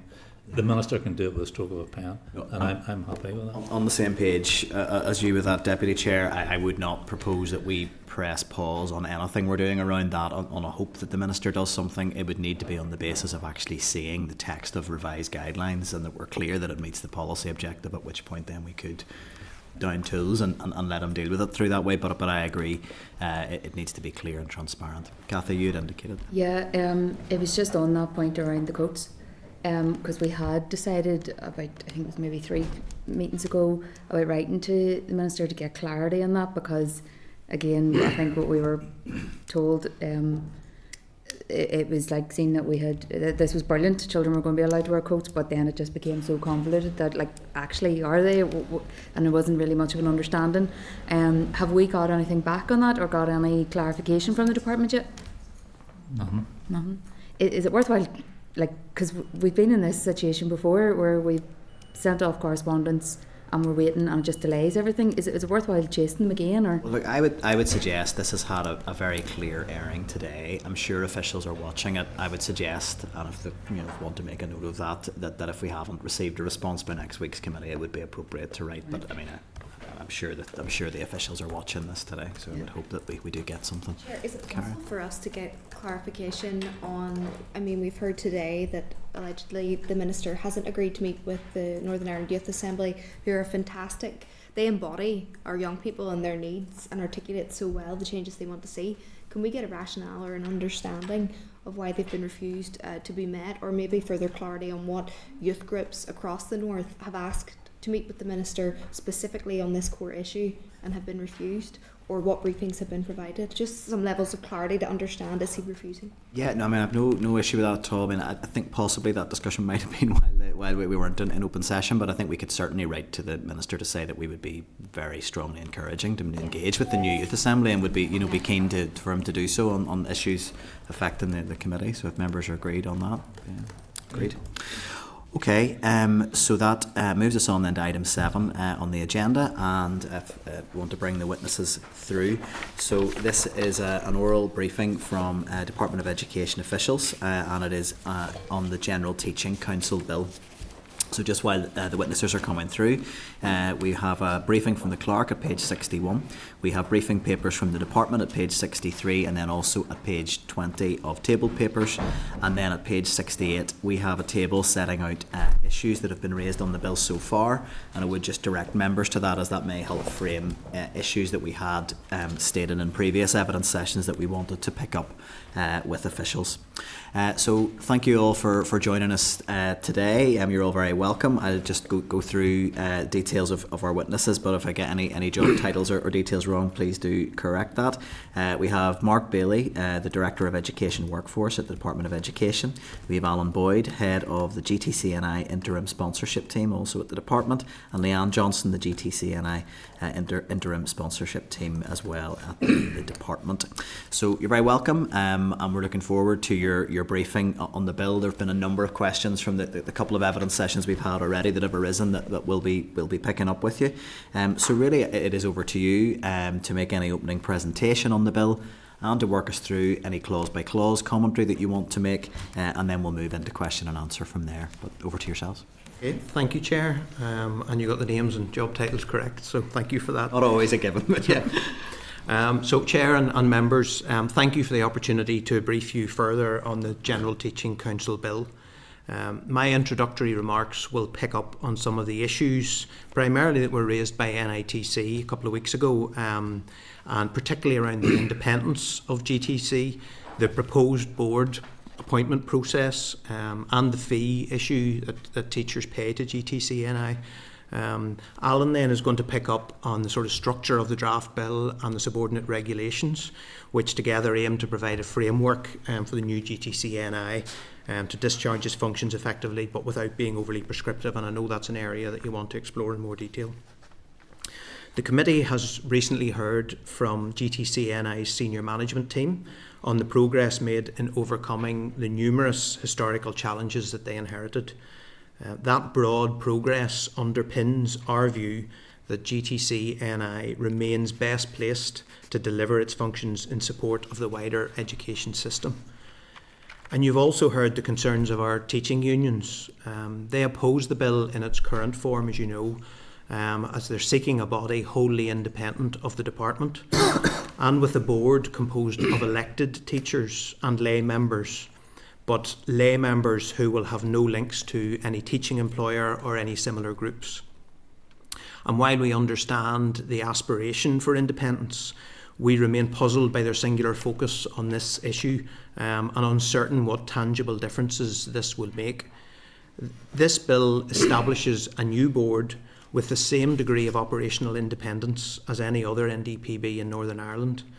The new board will have the same independence in decision making, which was enjoyed by the previous GTC-NI councils, and those were councils on which the elected teachers and union appointees always felt able to serve. It was suggested that this bill would constrain GTC-NI and making it subservient to the department, and we completely reject that assertion. The department's interests are simple. We wish to see a strong professional body delivering effective teacher registration, fair and proportionate regulation, and setting standards that will strengthen the profession. And we believe that these should be seen as shared goals and aspirations for anyone involved in education. So we cannot see how our proposals represent a controlling agenda which would need to be opposed.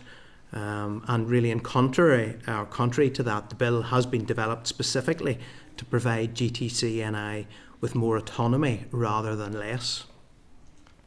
Within GTC-NI, the board's role is to ensure efficient operation and provide strategic direction, while meeting the governance standards expected of all public bodies. And it should be first and foremost a business management board. Where GTC-NI provides policy input to government, it's expected that it would do so on the basis of consultation with teachers and other stakeholders. And while we agree that the board should absolutely be representative of the profession, the skill sets required to manage GTC-NI will differ significantly from those from most classroom practitioners. The 2021 Independent Board Effectiveness Review highlighted a lack of skills and experience as one of the key factors in the past dysfunction, and recommended that no single group should hold a majority in future board decision making. And the bill reflects this. So registered teachers will form half of the new board, ensuring a strong teaching perspective while avoiding dominance. Public appointments will guarantee that all members, teachers and non-teachers bring the skills and competence needed for effective leadership. This approach is standard across most Northern Ireland NDPBs and is something we consider essential for GTC-NI's future stability and success.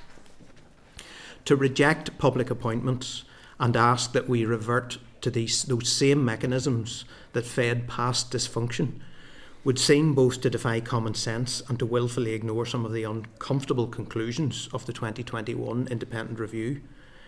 And I would just remind the committee that the independent review, based on council members' own self-assessments, concluded that GTC-NI was the worst performing board out of 645 the consultants had evaluated.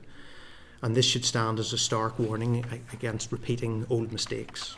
The unions also argued that unless GTC-NI was wholly independent, teachers should not be asked to pay for it. Professional bodies exist to regulate entry, uphold standards, protect the public, and also protect the good reputation of the profession. These are collective benefits and not individual benefits. And such bodies are generally self-funded through registration fees. And as one example, the department would point out that a social worker in Northern Ireland pays £65 per year, which is significantly more than a teacher, but to maintain their registration with the Northern Ireland Social Care Council. And NISC as a Department of Health NDPB, as I'm sure you know, and one whose board members are ministerial appointees and selected through a public appointments process. So it's not an uncommon proposal that we are suggesting. To suggest, as the unions have, that teachers should be exempt from professional fees is, in the department's view, unjustifiable, and a step which would only add to the current financial pressures on the education budget. And moreover, GTC-NI's fee is the lowest of any teaching regulator in the UK or Republic of Ireland, and has remained unchanged since it was first introduced in 2005, while the entry-level salary for a newly qualified teacher has risen very significantly during this time. So I'll just hand over to Alan, who's going to pick up on the draft bill and the subordinate regulations. Thank you, Chair and members. You've heard from GTCNI officials that they are already planning for the introduction of teacher regulation. But as they pointed out last week, those processes, the detailed processes that will underpin that, will require both additional time and consultation with the profession. This is true of several other elements of the bill. We have deliberately excluded much operational detail from the primary legislation. This is intended to allow GTCNI greater flexibility in setting its own qualification rules, its own codes of conduct and its own professional standards, while still requiring them to operate within the confines of the bill and the supporting regulations that we'll mention shortly. We recognise that ownership of standards alongside the visible delivery of regulation will be essential for GTCNI to rebuild some of the confidence in the body which has been lost through recent years of ineffectiveness and infighting. Over-prescriptiveness on the department's part in defining the bill or the subordinate regulations would only, in our opinion, tie GTCNI's hands and limit its future effectiveness. And that is why we are proposing a balanced approach in this bill. Our written paper, which we submitted ahead of today's meeting, addresses some of the concerns raised during the second stage debate. Why should we retain GTCNI? Why reform its leadership in the manner we've proposed? Why seek to introduce any new powers at this time? In short, the department wishes to fix GTCNI's leadership structures, which have proved so flawed, to strengthen its leadership, its legislative base, addressing known weaknesses, and to end those interim governance arrangements which have now persisted for over 4 years, far beyond their originally intended lifespan. While these arrangements have proved effective, as you heard last week, and have allowed its staff team time to demonstrate their capabilities, they were never intended to be a long-term solution, and in our opinion, they are not sustainable. GTCNI should be operating within the same governance and accountability standards expected from all NDPBs.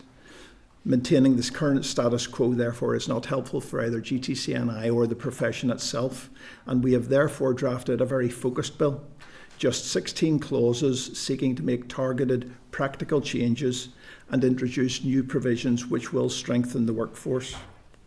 We are conscious of the limited time in this mandate, and so we have also sought to keep the bill small to maximise its chances of successful passage before the next Assembly election, and to avoid another 4-year hiatus before GTC would have the legal ability to fully regulate the profession. So such a delay would only continue to erode confidence in GTCNI as a body. Among the most critical elements of the bill will be Clause 11, creating a new schedule to the 1998 Education Order and setting out the new disciplinary powers and sanctions which GTCNI will exercise. And we would particularly welcome the committee's views on this clause, which is, as I say, fundamental and sits at the heart of our efforts in this bill. We've referenced the need to provide subordinate regulations to support this bill. These will provide GTCNI with a more detailed framework within which it will be free to set its own internal rules and procedures. These draft regulations are already at a relatively advanced stage and are currently with the Departmental Solicitor's Office for consideration and feedback. We intend to share these draft regulations with the committee at the earliest possible opportunity, and we will be more than happy to provide a further detailed briefing session on their contents at that time.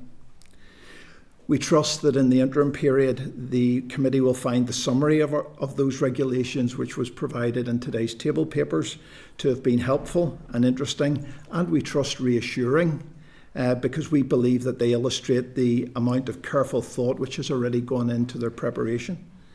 The regulations will address many of those issues which MLAs and indeed yourselves have already raised in connection with the bill. However, we would just caveat that statement and caution you that the regulations currently remain very much a work in progress.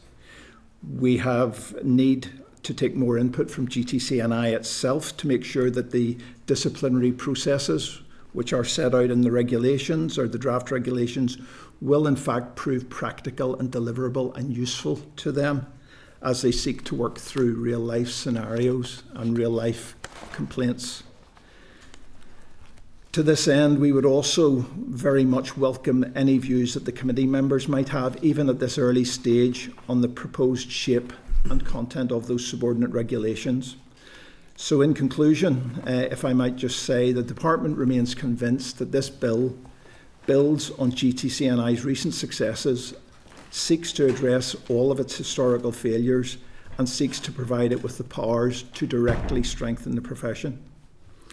With these changes, and supported by a suitably skilled and collegiate board pulling in the one direction, we are confident that GTCNI staff can continue to deliver for our teachers as they have in the last 4 years, but can also evolve to become the effective professional body that our teachers deserve. Thank you for your attention, and we are more than happy to take your questions at this time. Thank you for those introductory remarks and some of the focused commentary on the bill. I have a range of questions. I'll not go through them all because I want to make sure that all members have a chance to come in with any of their issues. If I could just go right back to sort of first principles of this. We know there has been a slight change in policy. We had the previous Education Minister, Michelle McConnell, who was clear that the GTCNI needed to be completely wound up and a new body created. And that was really where we were at the end of the last mandate. The Minister in post now, the decision has been taken that actually it is better to use this bill to reform the structure of GTCNI. To help the committee understand the rationale behind that, we understand there was a business case with a range of options put together, and is that something that can be shared with the committee to help us even form a view on whether or not we think that the first principle of the bill is appropriate? No, absolutely, Chair. And just in very brief summary, we will absolutely provide the business case, and if you're content to write to us, then no problem, we will respond. And we've already provided it to the Information Advisory Service, who will be obviously, I think you might be speaking to them next week, so it's already been provided to them, so no problem with that at all. The rationale for the change of ministerial decision was based on a number of things. I'll not go through the detail of it, but in essence it was the passage of time and the reform that had already taken place within GTCNI during that. And I think, as you know, the GTC senior management who were here explained about the changes they had made around the settled staffing structure, the new system that they had and new processes in place, and indeed the internal audit review of all of the issues, virtually all of which have now been resolved. So that was why there was a change in approach.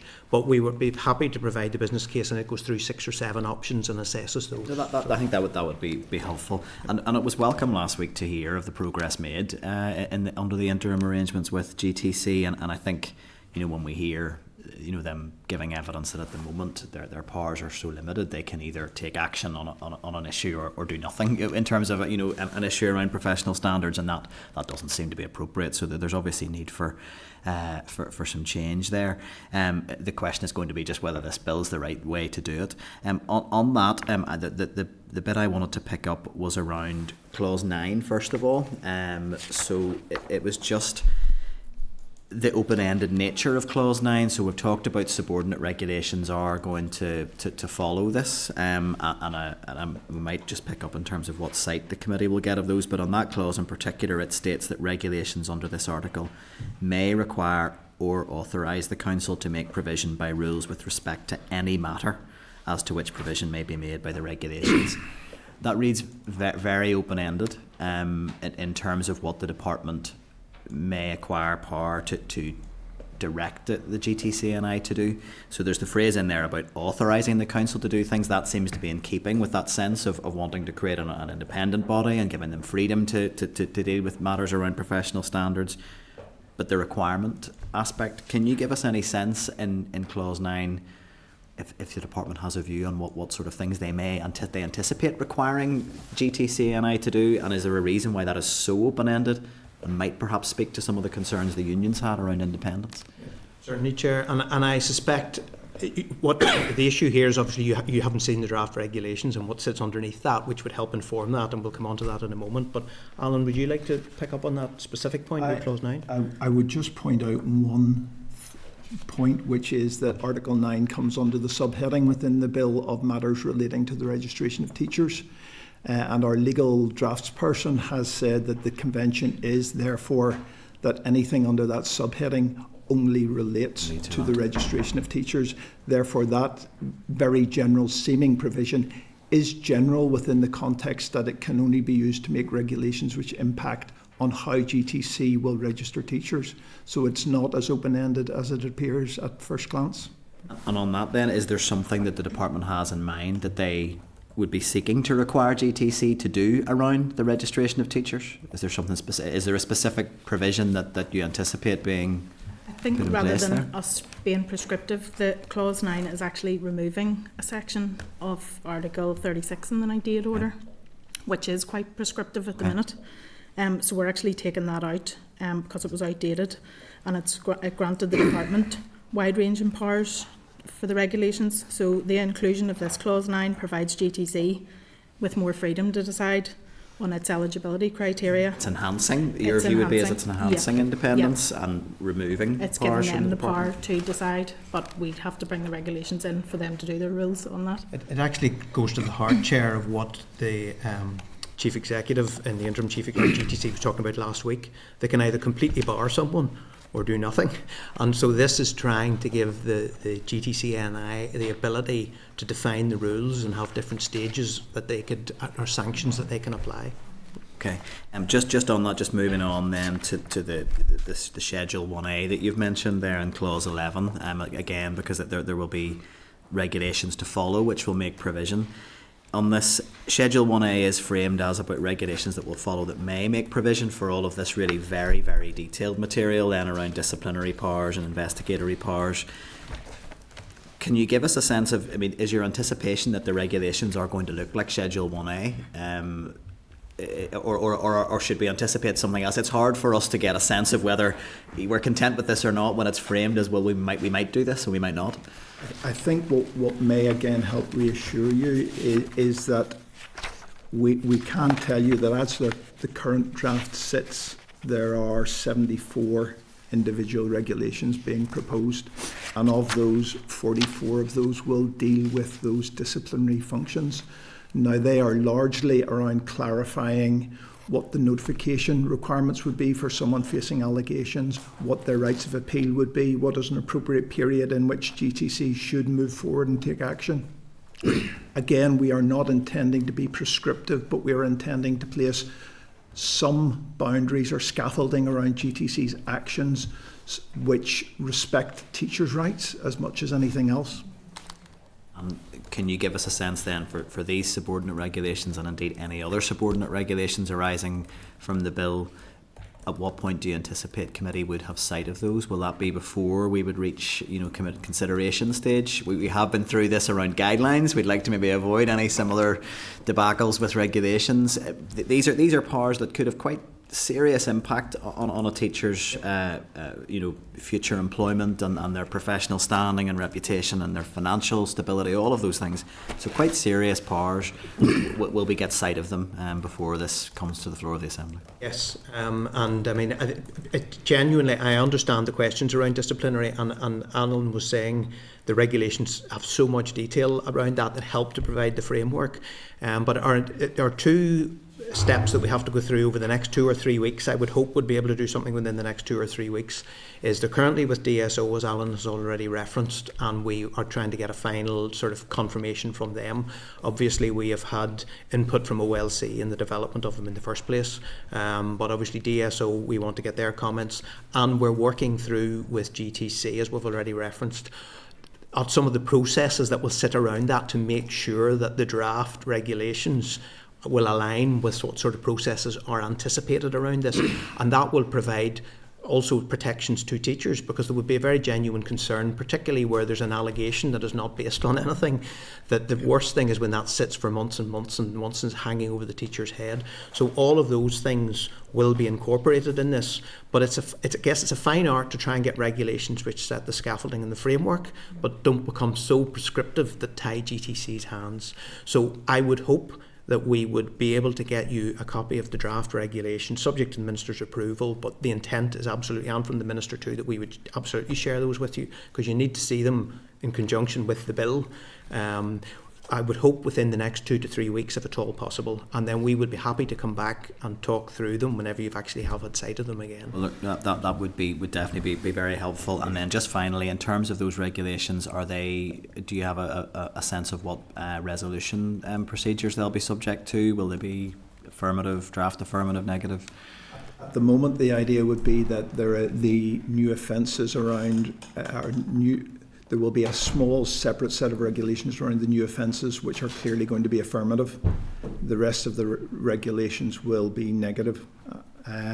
It may offer you some small additional reassurance if I say that a lot of the regulations as currently drafted are bringing across current regulations which we're proposing to repeal because we're wanting to produce a single set of regulations for ease of everyone's reference. Where we are giving the department our GTC new powers, such as around the new disciplinary sanctions, we are drawing heavily from the existing regulations used in other places, such as Wales. So again, we aren't reinventing anything entirely off our own bat. We are looking to see where there are established practices that are working well, and we're looking to mirror those where we can. So very little of the content will be entirely new. And should you wish to get a flavour for what might be coming, I would suggest if you look to the Welsh main functions regs, that would give you a very good starting point. Thank you. Deputy Chair, and then if other members want to indicate. Thanks. Will there be anyone on the board with expertise on the unique challenges within the Irish medium sector in terms of recruitment of teachers and in terms of professional development? The criteria for the selection of board members hasn't been fully defined yet, Pat, but the intent is to get members on it who are representative, obviously, of the teaching profession, and the unions are very keen, and that's the full span of the teaching profession. So we would want to have representatives that represent all the sectors, which would include Irish medium, of course. And then also there would be representatives who are skilled in board skills, more the business management skills as well. So we will be going through a process of defining exactly which criteria is required, and of course there would be additional skill set for the chair, the appointment of the chair around leadership. So we would definitely want it to be representative of all of the sectors. If it hasn't, I think it's probably fair to say. I suppose, Mark, I'm looking at a more definitive answer to that in terms of, has consideration been given to the unique challenges within the Irish medium sector? I think it's fair to say consideration will be given to the challenges of all of the sectors. Well, I didn't ask you, will consideration be given? I asked you, has consideration been given? But your question started, Pat, with the selection of the members, and we haven't defined all the criteria of the selection of the members yet. So I'm not trying to be evasive, I'm just saying we need to make sure that that does reflect the concerns that you're raising and others will raise to make sure the board's represented. I mean, I understand that, but my concern is that again Irish medium becomes an afterthought. Oh right, we didn't think about the unique challenges in the Irish medium sector, and that's why I asked you, has consideration been given to that? Well, absolutely, in that Irish medium is considered along with everything else in this. It is definitely, because I mean you'll be aware Irish medium have developed their own set of separate competences, and obviously core competences come to a key part of this, and there's a whole separate process there that is going on in parallel in terms of establishing those core competences going forward. So the answer to your question is yes, but the only caveat I'm putting is we haven't actually defined the criteria yet for the selection process for those posts. Okay, when do you expect to have those criteria ready? Well, assuming the bill goes through in this current mandate, we would be intending to have the board up and running by next April 2027. So we would want to have the members selected in advance of that, in time for that. So that would, I imagine, would run a number of months prior to that. So we're probably talking about this process round about the end of this year, dependent on the progress of the bill. Okay. I'm sure you heard the teachers' unions in front of the committee last week, and they clearly have concerns about this new iteration of the board. Does it matter whether or not the teaching profession has confidence in the board or not? Well, it's very important to us that they do. We do want them to have confidence in the board.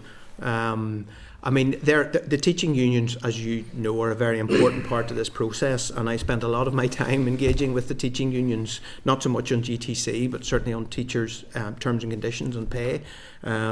So it is important that we have them with us, and we have been, I think they did mention 2 weeks ago, we have been engaging with them. But they have been very upfront that they are not content with the public appointments process, and they've never wavered from that.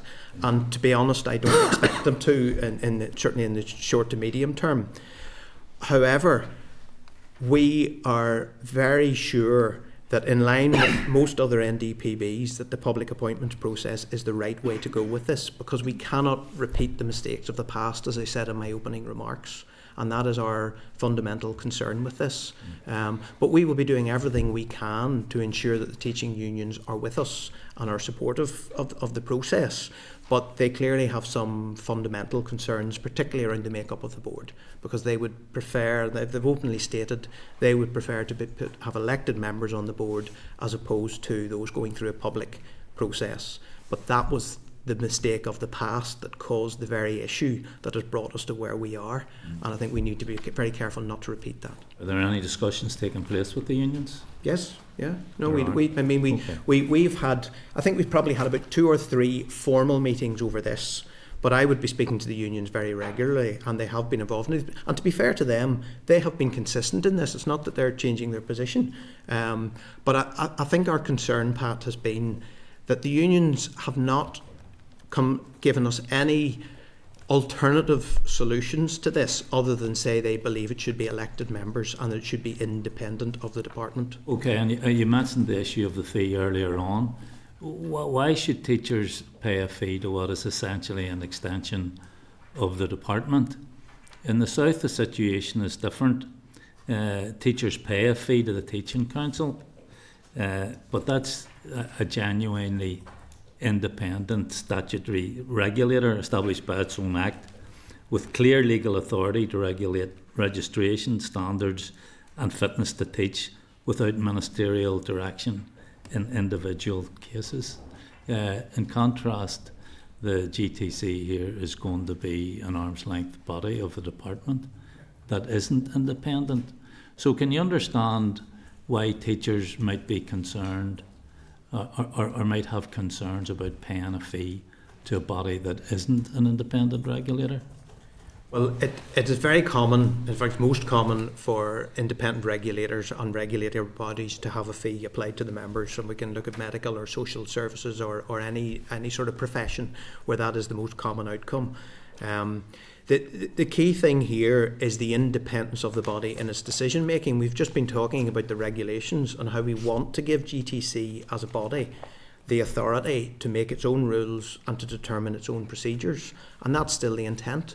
And the fact that it's an arm's length body does not give the department control over it. It will have its own powers through this legislation that we are proposing in order to make determinations, including the fee level. So it will not be the department who's determining the fee level. It will actually be the body itself that will be taking that forward.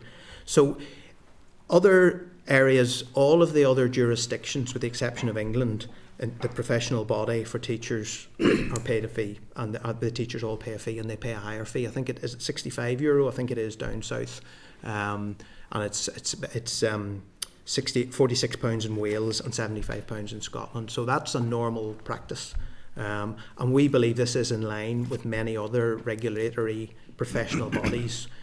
The social services ones, or the Social Care Council, as I said before, is already set up in a very similar manner, so it's not unusual what we're proposing. Thanks for that. Thanks. You, Deputy Chair. John, you've indicated there.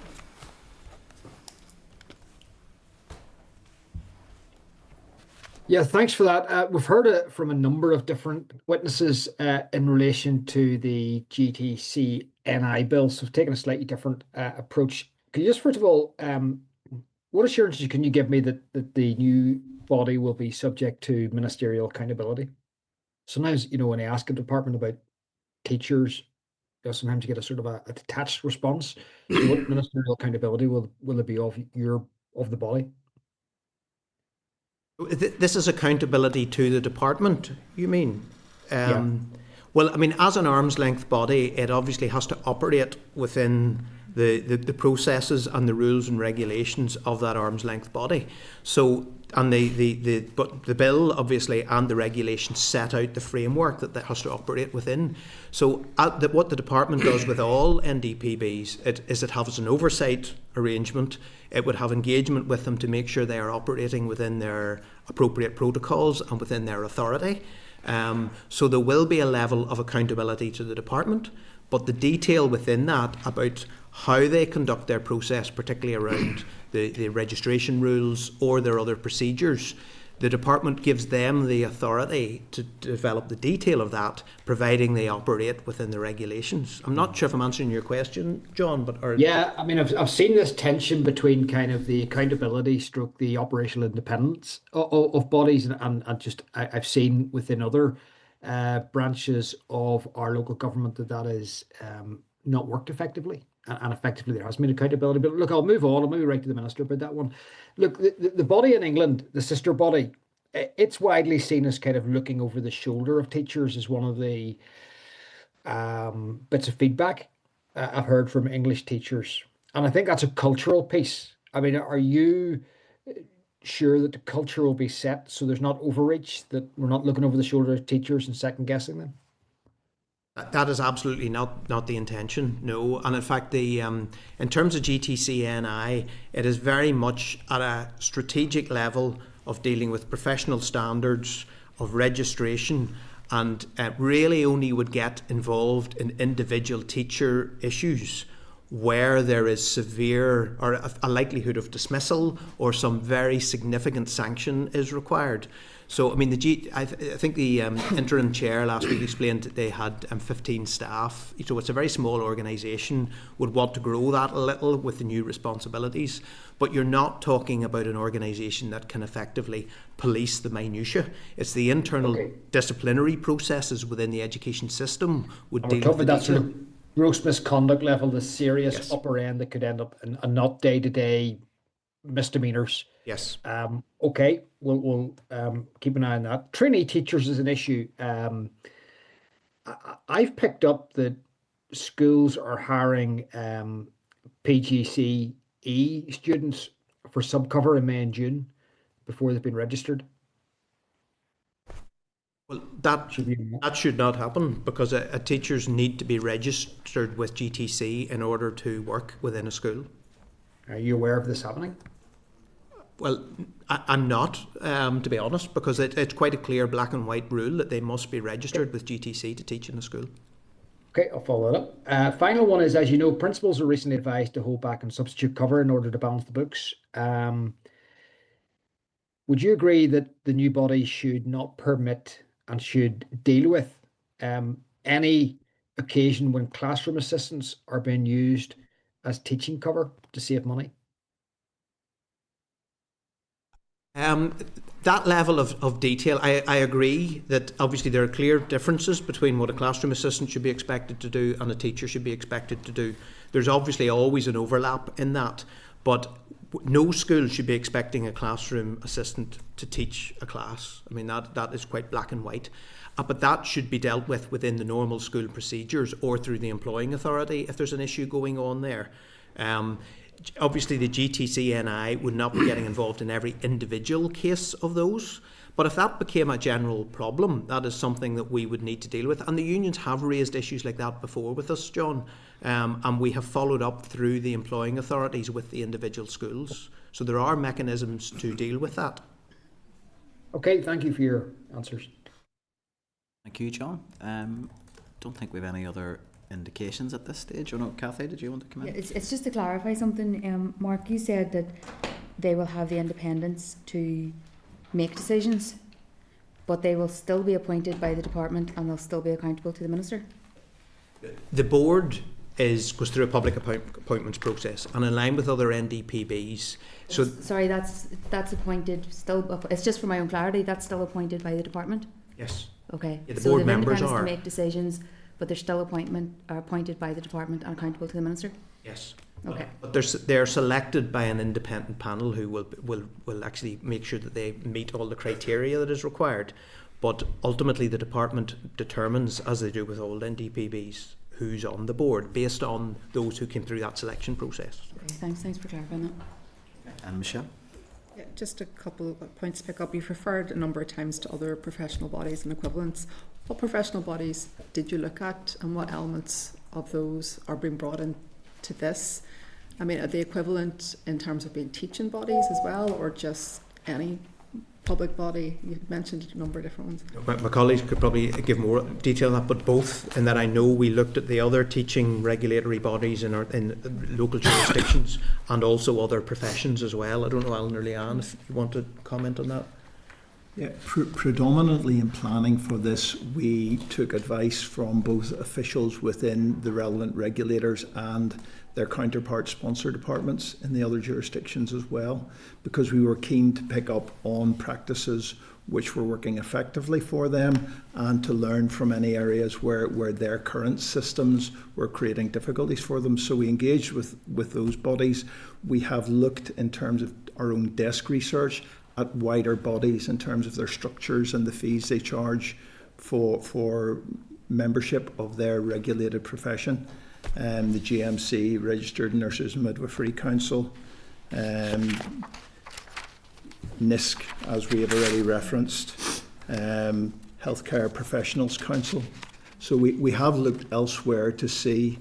In England, a lot of those professional bodies have their board appointments made through Privy Council, which, as far as we can see, it would essentially still give a government body the final say on those appointments. So again, this is not, as Mark has already alluded, it's not an uncommon practice. It's something that's been done widely and seems to work widely. If it didn't work well, we would not have been proposing it. I think it's worth saying too, GTC and the interim chair has very close relationships with the other equivalent bodies in other jurisdictions, and they meet regularly and physically meet regularly and would share a lot of best practice. So there's a lot of connection between all the teaching councils around all the local jurisdictions. I mean, is it fair to say, from what the union said, there is a real problem of trust here? I don't know if those other bodies have that same problem to deal with. I mean, we've had it mentioned here today, there is a lack of trust between unions and the department. And it seems that ultimately the issue here is around that the department, or maybe is the department or the ministry makes that final appointment as the minister rubber stamp them. I just wonder, you've said there will be an independent body who will select the people who meet the standard. I mean, have you given any thought to those people being put forward for election then, and maybe that bridges that concern? Well, we've consulted with SAPANI as the sort of advisors on the public appointments process, and that was a recommendation in the independent review back from BTMM.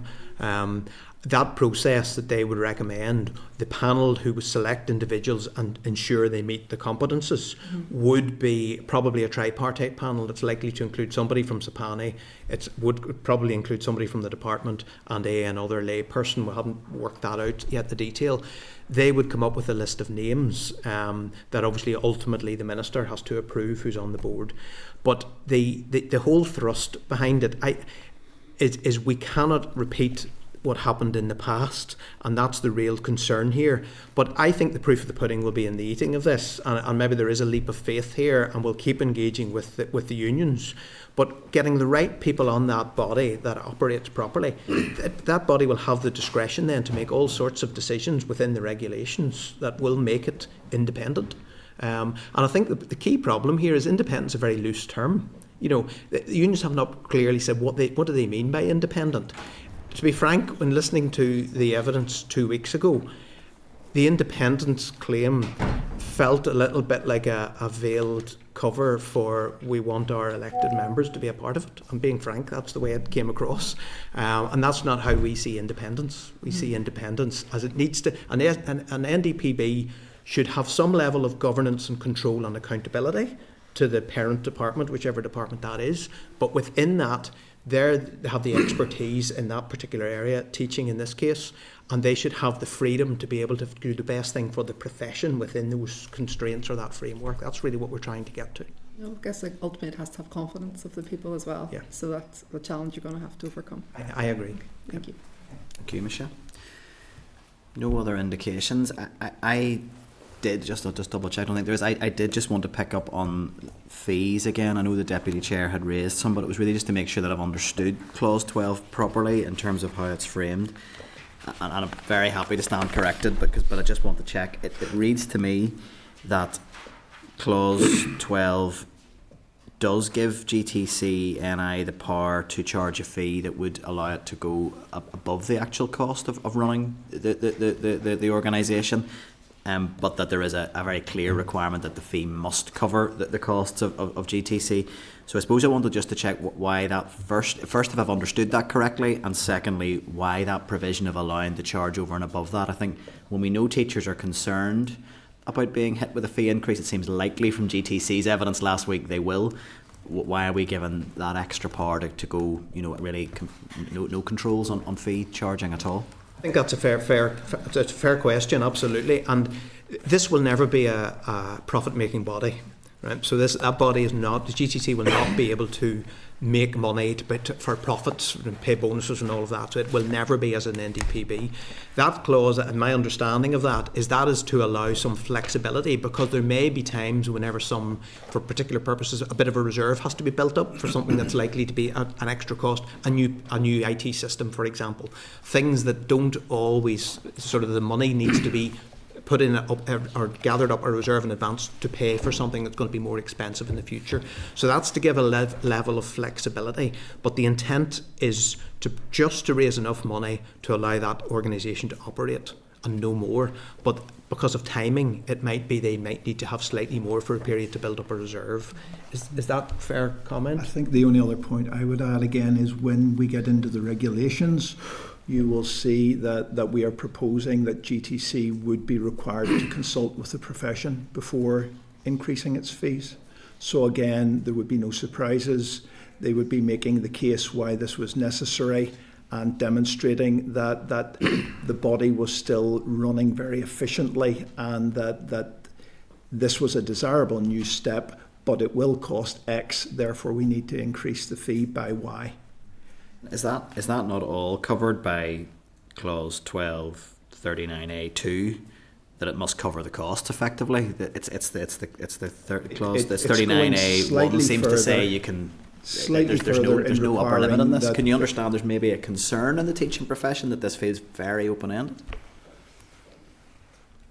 I'm aware, for one example, that currently GTC is holding a large pension liability reserve. It had to secure that money from somewhere. They sit within the Nilgosk pension scheme, and the rates and the reserves they're required to hold are dictated largely by Nilgosk. So they have had to build that reserve up over a number of years.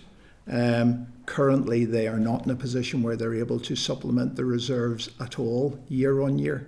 So we need to give them the flexibility not to ever seek to overly extend fees unless there is a clear rationale why that is absolutely essential.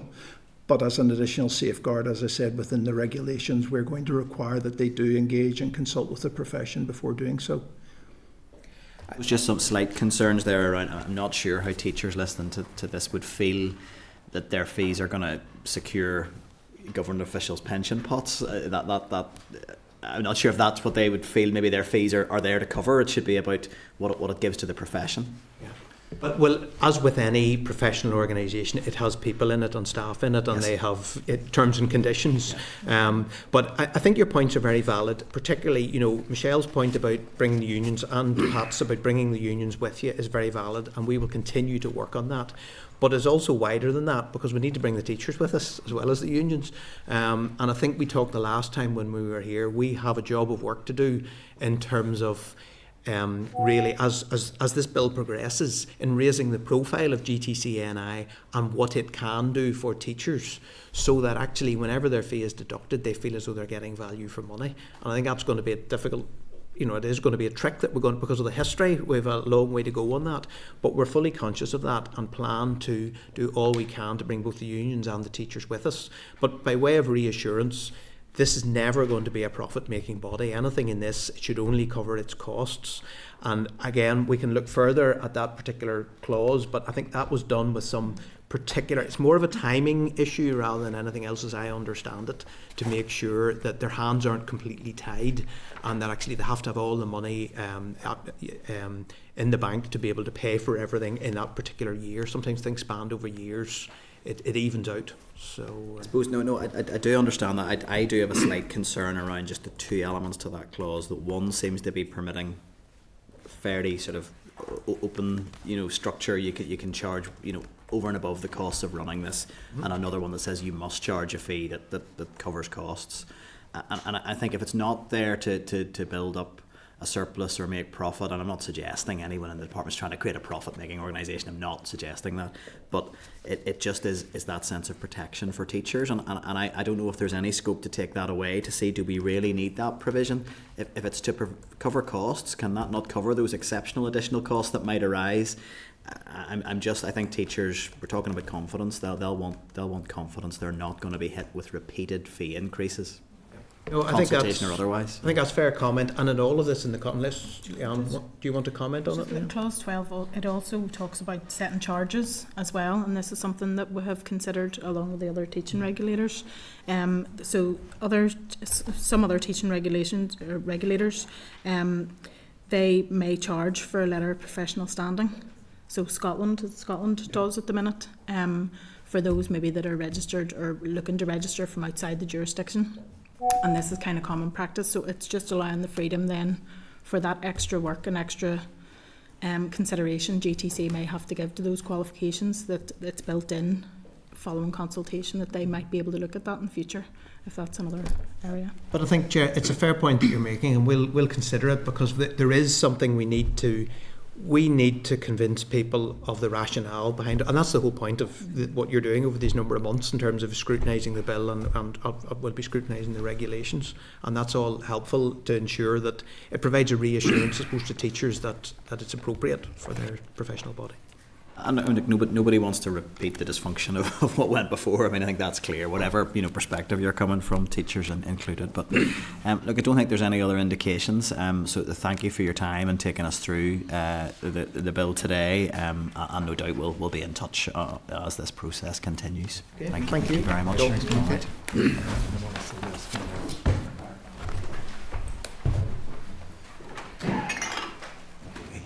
So just while the witnesses are making their way out, obviously we have the record from Hansard, which will feed into the evidence for committee stage as normal. Is there anything else that anybody wants to raise in terms of anything that we want to seek clarity on at this stage? And we did have assurances around regulations being provided. We will have to wait and see on that. I hope that does come through. Is there anything from I your think we're just asking for the business case, which the witnesses said we could have by return. Yeah, if there's a need to actually formally request that in writing, then are we agreed that we do that, request the business case? Yeah, great. Okay, I'm going to propose just a quick comfort break before we move on to the next item. 5 minutes and then we'll restart and finish the rest of the agenda. If we just mind turning off the live feed there, Jim. Perfect, thank you. Okay, members, so that takes us on to item 8 on the agenda, and just as we have the relevant person leaving the room, I'm going to ask just for agreement to move into closed session for this item, just to, as we discuss the draft report into the committee's RSE inquiry, just to give us the opportunity to have a full discussion on that. If members are agreed, great. If we could just move into closed session. Back into public session. We had a discussion around the consideration of the draft RSE report. I'm just going to ask the clerk just to speak to the decisions that were taken. The committee just discussed different ways to frame the findings of its RSE report and the different proposals for presenting it. And the committee agreed to come back to final recommendations on the 11th of February. That's great, thank you. Okay, item 9 then is correspondence. So pages 100 to 211 in your packs and 79 to 86 of tabled papers. You'll find the correspondence and you'll find the summary note of correspondence at page 100. As normal, just run through anything that would require a decision or discussion other than as detailed in the summary note. So item 9.5, page 206. It's a response from the EA regarding safeguarding concerns in relation to home to school transport. I'm happy to open this up for members' views. I think this came from line of questioning from John potentially in another committee, but I mean I'm happy to note unless members want to come in on anything specifically. Agree to note. Item 9.7, page 79 of tabled papers. It's correspondence from Rebecca Davis, who's engaged with committee fairly extensively, and I believe in the previous mandate as well. She's providing a copy of an open letter to the Minister and also the response that she received in relation to clean air in schools. I just declare an interest. I had signed that open letter that she had sent to the Minister. I would want to suggest that I think there are some very specific queries in that letter that went to the Minister. Some of those include engaging with the local authorities in England who have taken forward pilot schemes around clean air initiatives in school, and also that there are issues I'm aware of that there may well be grant funding available for air filters that could be available to schools in Northern Ireland, and I would like to suggest that we go to the Minister and actually put the specific queries in that open letter to the Minister to ask what proactively is being done around those specific issues, and I think particularly if we have examples of local authorities who have done work that is really effectively brought initiatives in, and there is data potentially around impact on attendance rates, that we should be asking the department here to engage with that. And I would also like the department to confirm, have they sought out any funding opportunities? We know there's no budget, but are there funding opportunities in the wider sector to access air filters for schools? And I would also want to suggest that we write to the PHA and ask that they share with the committee what their guidance would be around air quality measures that are appropriate in public buildings. Does anybody have anything to add to that, or any issues? Michelle? I declare an interest also. I haven't signed the letter, but I'm supportive of what you're saying. The proposal's good. Just to emphasise, I mean, I don't think anyone's going to argue with it, but it's just being conscious of the lack of money there at the moment, and having walked around a lot of schools where there's so much crumbling that something else that hasn't been done before being introduced is a challenge. I'm not saying it's not worthy, but I just think it's right that we're honest about this. If there's not money elsewhere that's be brought in, that it would be very difficult for any minister now or in the next term, I suspect, to be.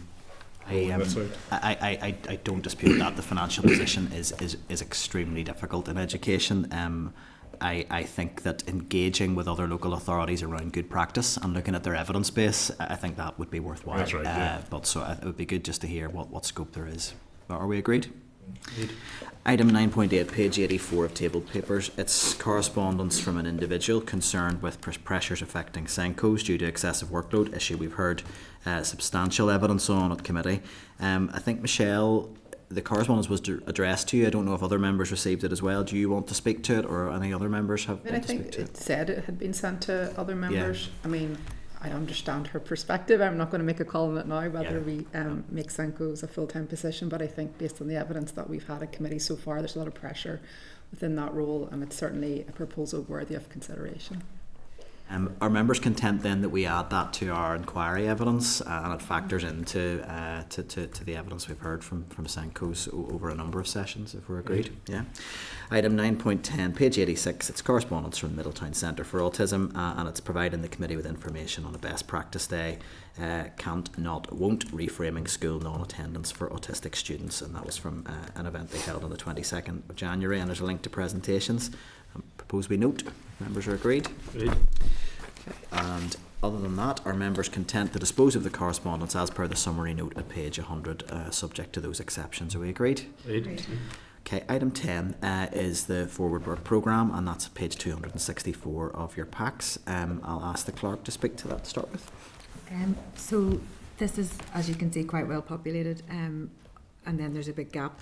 Next week, the examiner for statutory rules will not be ready to attend, so we're going to have 2 sessions, one on the overview of SEND delivery from the department, and then the research report being presented about the GTCNI bill. So we'll try to have the examiner come shortly afterwards. And I was checking in just before the meeting with Danny and Pat about their PMBs. Really the gap in the programme is because we anticipate that that's what's going to be in there. But we have tried to catch up with, you know, a few of the other topics. So like coming up towards recess, you know, you've got something about disadvantage, you know, our other strategic priority, and then childcare as well. Put in there. So most of the requests, I think, for specific, you know, evidence about reports have gone in. And I don't know if the chair wants to say anything about his informal meeting yesterday. Yes, so a couple of things just to pick up on. We're very well populated up to recess, and we are just building in a fair bit of slack after recess, given with potentially 2 PMBs and potentially 16 to 18 legislation and potentially some work around the committee bill. So there's just, I wouldn't want everybody to go crazy with starting to suggest lots of other briefings, but you'll see there is a lot of space in there. So I'm happy that we do start filling that if members are agreed with just peppering it through, not stacking it too heavily, but just on some of the other areas where we have said we'd be interested in briefings if members are comfortable with that. But I do think that was with the caveat that there should be slack left in there around legislation if we're all agreed on that. Agreed. That's grand. In terms of the informal briefings, I wanted to raise 2 things. First of all was just to highlight the briefing that we had yesterday, and a report on that will come through. I would just encourage members when we get the report to take some time with it. Professor Victoria Graff, who is an eminent expert on special educational needs and inclusive education, it's a really, really helpful briefing, sharing a lot of her own personal experience in California and also from research, but also a direct engagement with schools in that jurisdiction. There was a lot to think about, particularly around some of those issues we've maybe struggled with in our inquiry around establishing what is the role of a special school, what is the role of specialist placements, and what's the role of mainstream provision. California is in a very different place to us in terms of our system, probably 20, 30 years ahead of where we are in terms of the journey they've been on, but they were clear they've been on a journey, and I think it's important we do try and learn from that. I know, David, you were at the meeting, and I thought there was a lot of food for thought there. Yeah, it might be as well, Chair, worth taking them up on the offer. They had tried to encourage us to look at going to California to look, and I mean, all joking aside, I could see the worth in what they were saying, and if it was closer and less expensive, you would definitely consider that. But I think at this time in the mandate, it would be hard to justify as we get towards the end of it.